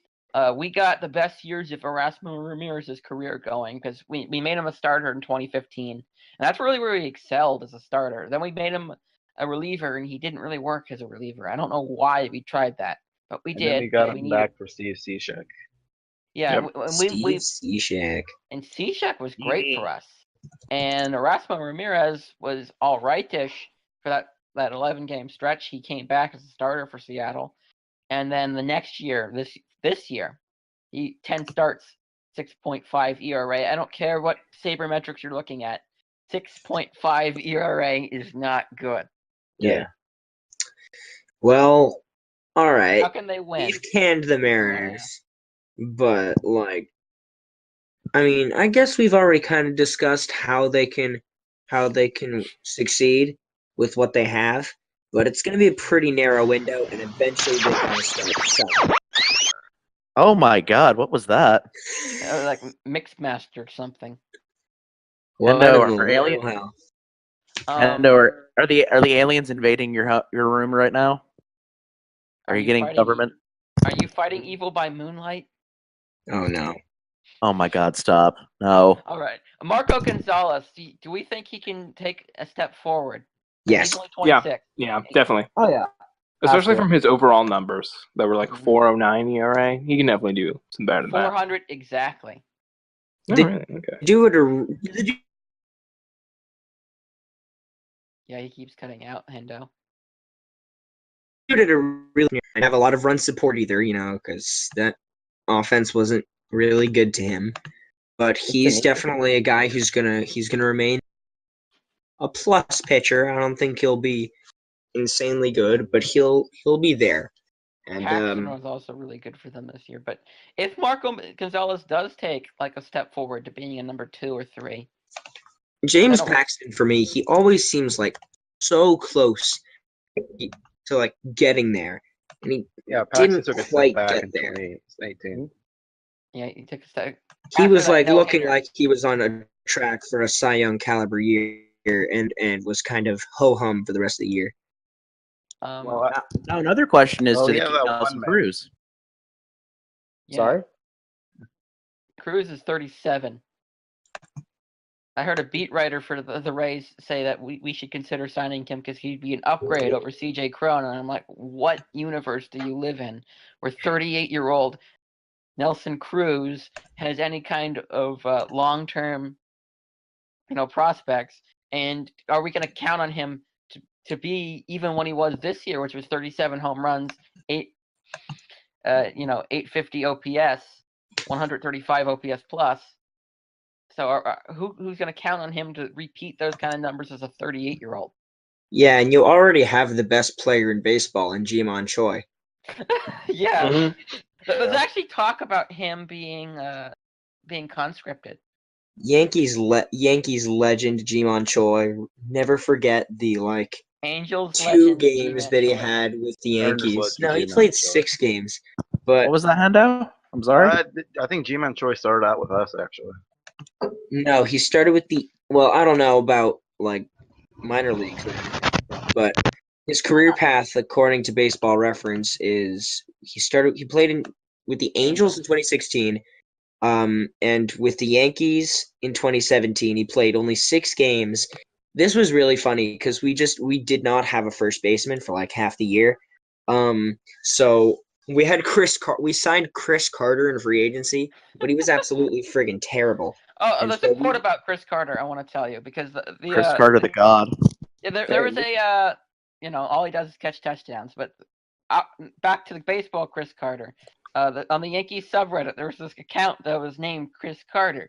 Oh no! Oh my gosh, it was the best. Great because whenever he'd do something that he'd make a great post. Like one of them was someone asked him, "Hey Chris, how about today instead of grounding into a double play, why don't you hit some fly ball outs?" And he says, "Nah, man, it's real hard to hit into a double play with a fly ball." Oh God! No, there was a really good one where Joe Girardi was arguing after Aaron Judge got called out on strikes, and the Chris Carter official account was like, "Hey Joe, how come you never argue when I strike out?" And one of the comments below him was like, "Because you always strike out swinging." Ooh.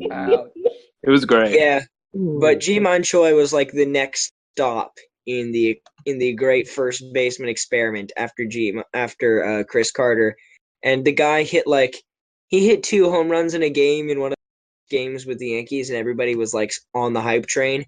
And then he just played 6 games, and they released him because they made that trade with the White Sox where they got Todd Frazier and David Robertson and Tommy Kahnle, and so Chase Headley became the first baseman, and Todd Frazier became the third baseman, and it surprisingly worked, even though neither of those players are good.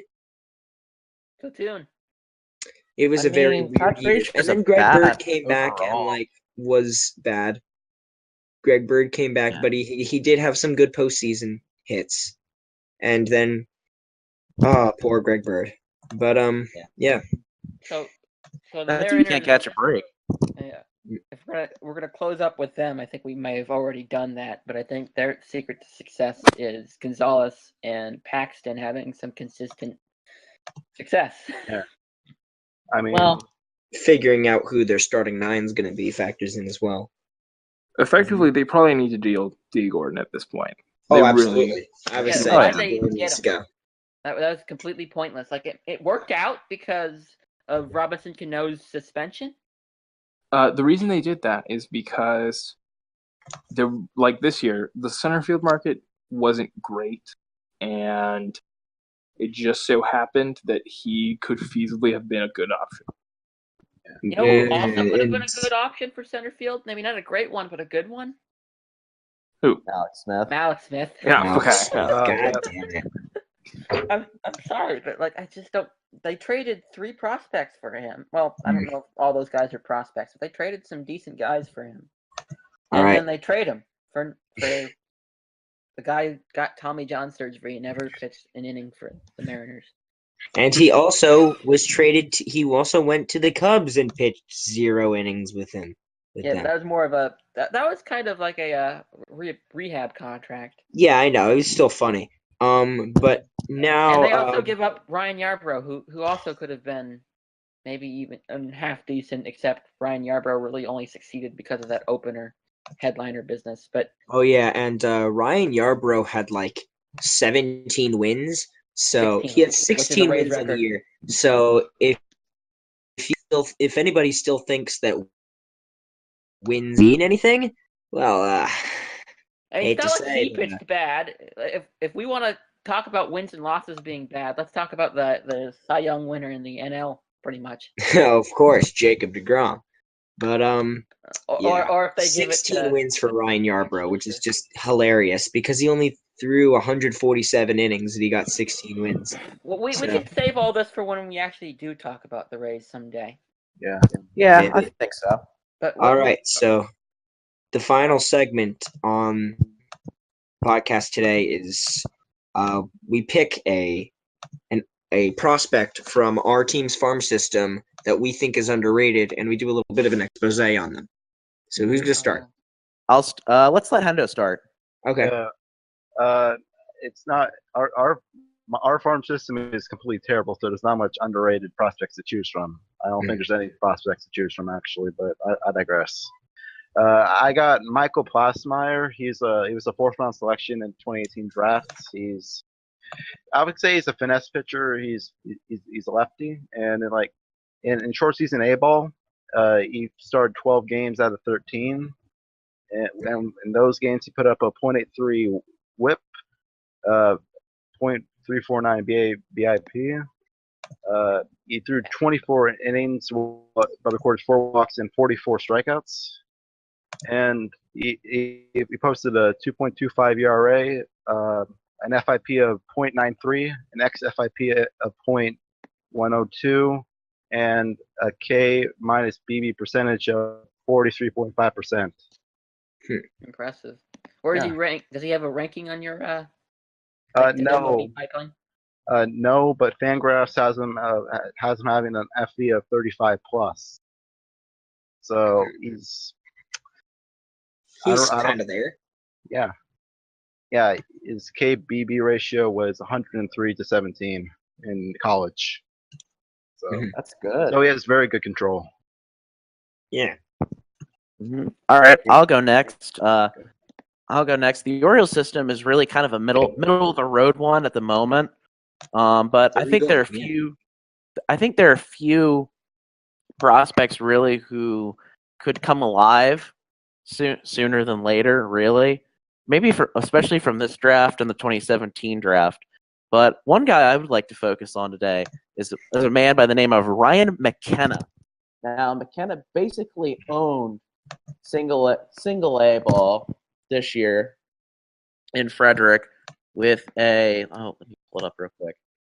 Let's see. In Frederick this year, he had a slash line of 377, 467 OBP, and 556 OP slugging, which leads to an OPS of 1.023. So if he's putting up video game numbers in high A, so the Orioles promoted him, and in 60 games in Bowie, while not as impressive with a 239, 331 OBP, 338 slugging, and a 679 OPS. However, he was still 3 years behind the league age average.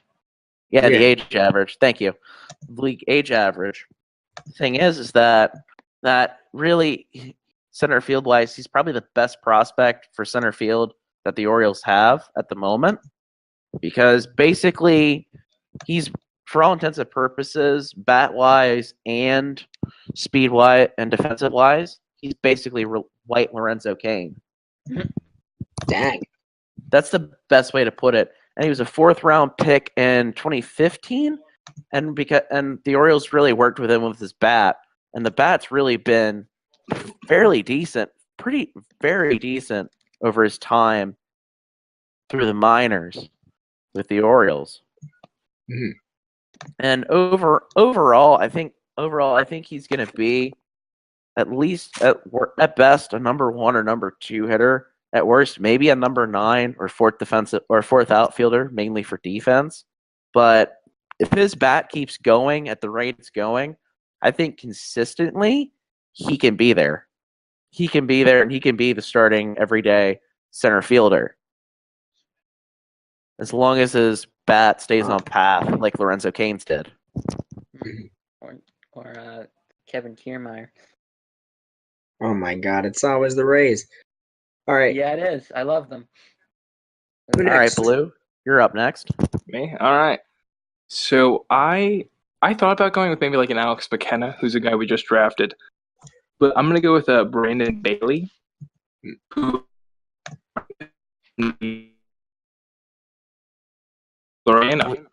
Blue, your cutting mic out, just right? cut out.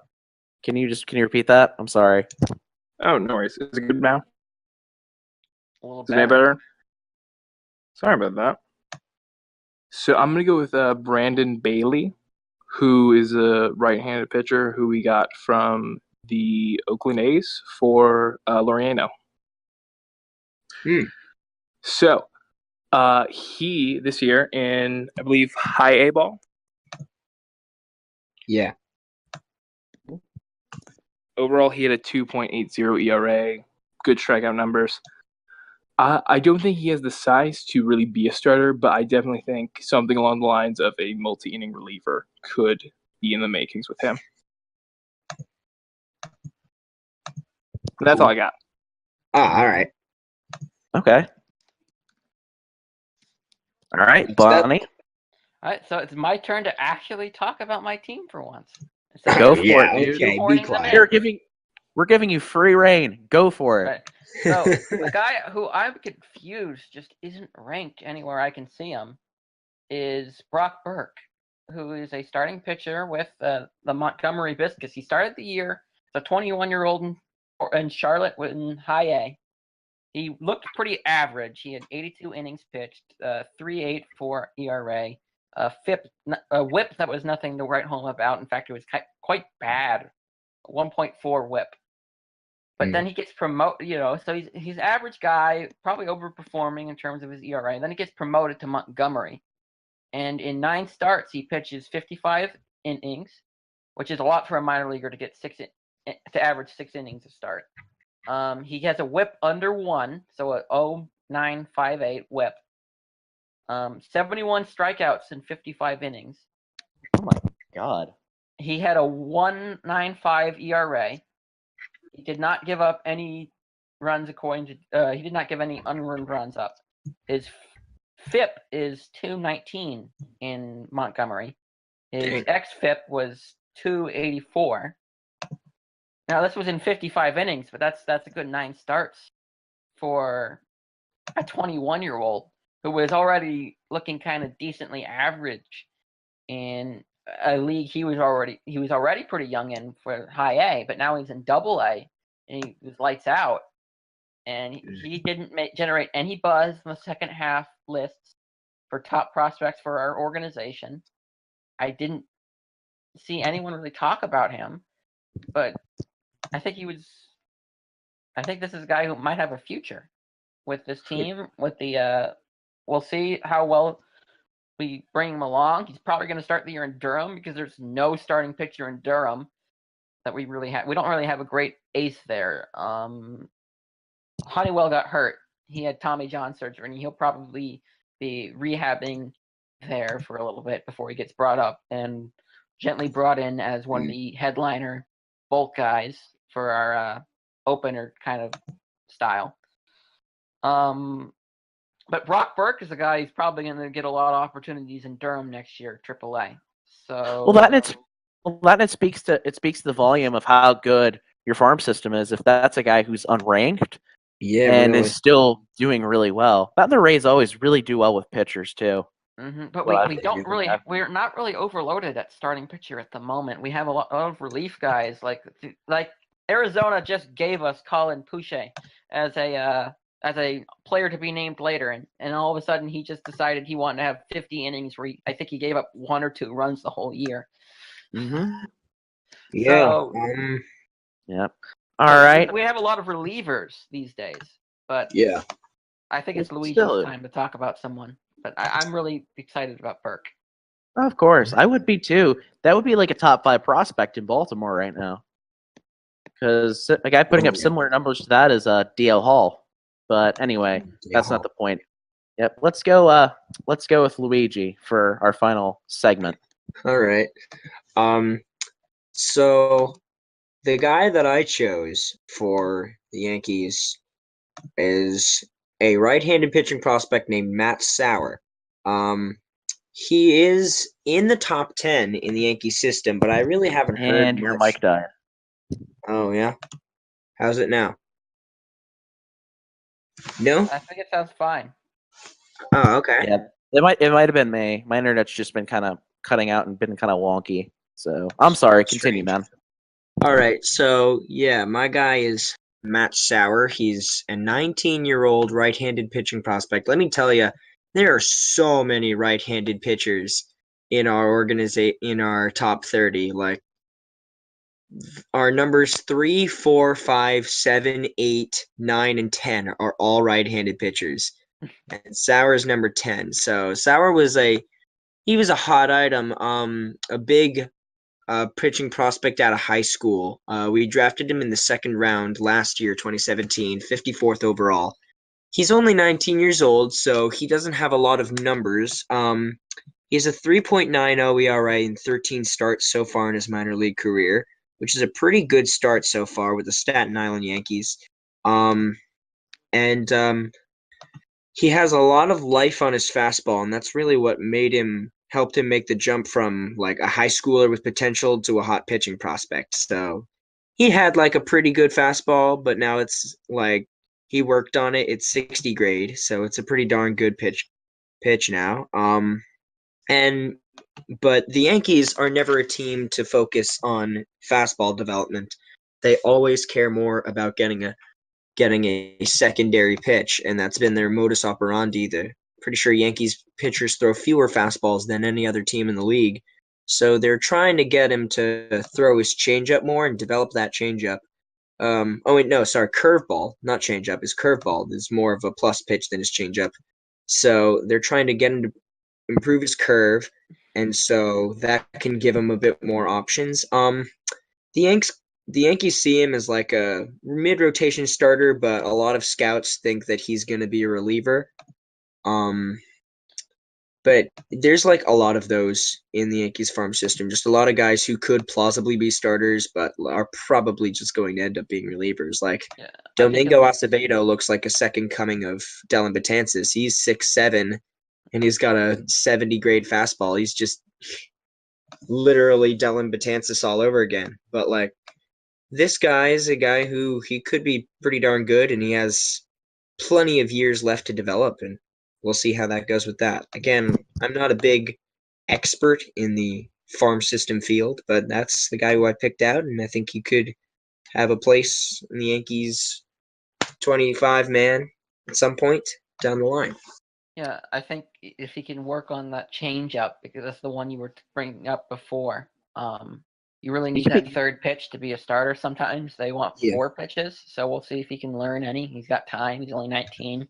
Yeah, and at worst, he could become a really good reliever, like you mentioned with Dellin Betances. Which, speaking of Dellin Betances, game 162 in 2011. The guy who started against the Rays was, in fact, Dellin Betances, oddly enough. They wanted him to be a starter. It's crazy. Like, you would never imagine a guy like Dellin Betances being a starter now. And like I mentioned, there's a guy, Domingo Acevedo, he's 6'7", and he has a 70 grade fastball. So, like I said, it's just the second coming of Dellin Betances all over again. So we'll see how that shakes up. Another righty too. So he's like the same guy, but he's been injured a couple of times. You hit the nail on the head there, because they have right-handers at, like you said, 3, 4, 5, 7, 8, 9, 10, 11, 12, 13. We've got him as 18, 19, 20, 20, 21, 22, 23, 24, 25, 26, 27, 30. Oh, yeah, we have a lot of righties. But your number one prospect is Justice Sheffield. It's Justice Sheffield, baby. Left-handed. I'm so hyped for Justice Sheffield. The thing is, though, with Sheffield is that I had a buddy who went up to Scranton to see his family, and they went to the Rail Riders game, and he said afterwards they went out to like a restaurant. Justice Sheffield walks in, and apparently he's just the coolest guy, one of the coolest guys ever. I've heard that he's a really chill dude, and I feel like the Yankees could have given him more chances. Overall at the end of 2018, they didn't use him as much as I hoped they did. They used him in 3 games, and he pitched to a 10 ERA. I think they could have snuck him in more spots, but I guess they didn't really think he was ready just yet.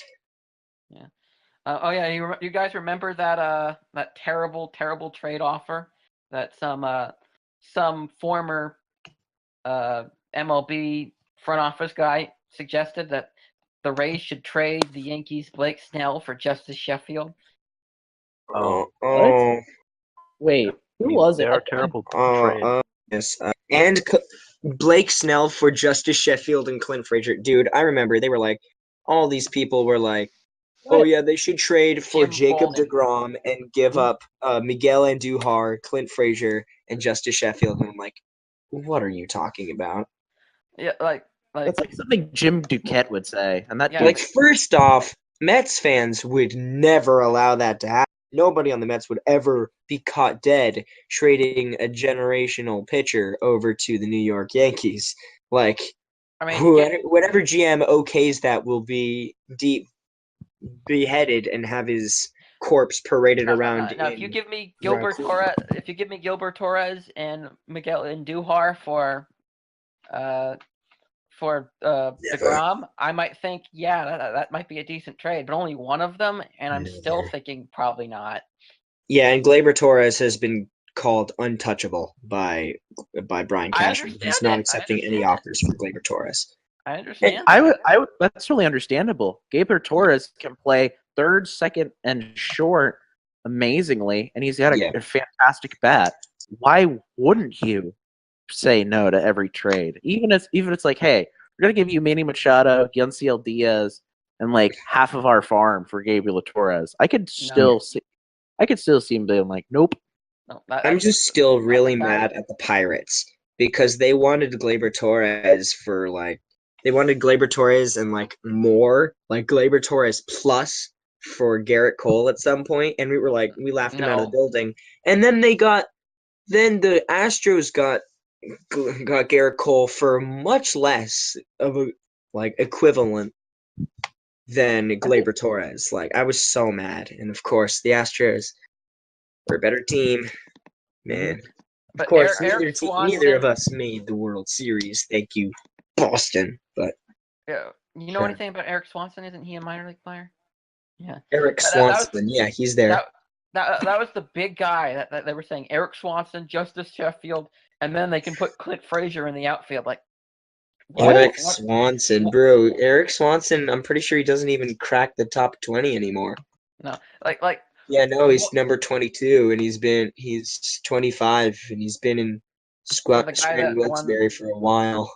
For the guy I believed in to win the Cy Young, and he's probably going to do it here. So, like, yeah, we'll take two of your lower flight pitching prospects. No offense to Justice Sheffield, but he's not a sure ace. He's like a middle of the rotation guy. Like, yeah, we'll take that for the most dominant pitcher this year in the AL. Yeah, I think Justice will at least be a starter next year for the Yankees. Maybe opening day, maybe. Well, I don't think so. I think they're going full steady opening day. Or maybe they want to be nice to Jordan Montgomery. That'd be interesting. So, like, the way it's looking right now is that the Yankees they've got Severino and Tanaka. They're the front runners for Patrick Corbin in free agency, so he'll be there too. Then Jordan Montgomery comes back from injury. Yeah, I could see just Sheffield like bringing up the starting five if they don't re-sign Sabathia. Yeah, man, Justice Sheffield being the fifth pitcher. That's a great staff. Yeah, really. That does sound like it. I'm excited. This year felt like it didn't feel like it was our year from like May onward. Because the Red Sox were always there to rub in your face that they were the better, more complete team.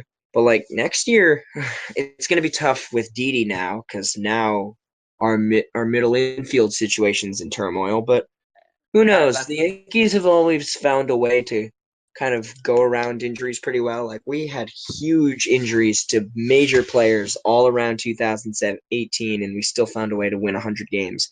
So. I think that's what we're going to talk about next time, though, right? Yankees infield. Oh yeah, that'll be a topic for next time. Yeah. That's actually a really good topic to talk about. And I'm I going like to the idea. plead my case as to why the Yankees should not even think for a minute about getting Manny Machado, which is a hot take. Ooh, but Yeah. that'll be It's a good. pretty hot take because I think that I think I got an idea about that too. yeah, most, much to look forward to. because most of the New York and because most of the media in New York wants Machado and Harper. And Harper. Oh my You god. can never give the New York media enough. They want everything. They want So does everybody Boston. and everything. And then they will boo them when they do not immediately do well, as we saw with Giancarlo Stanton. Stanton still had a really good year, just not nearly as good as JD Martinez. So No. second fiddle to the Red Sox in yet another respect. Oh well. All We'll right. see how the World Series plays out, and yeah, that should do it for All right. Well, Yep, that should do it for this time. All right, everyone out there on the internet. We'll see you in 2 weeks. Thank you for listening to Laptops on the Field podcast, and see you when we see you. Have a great day. Bye. see you later. guys.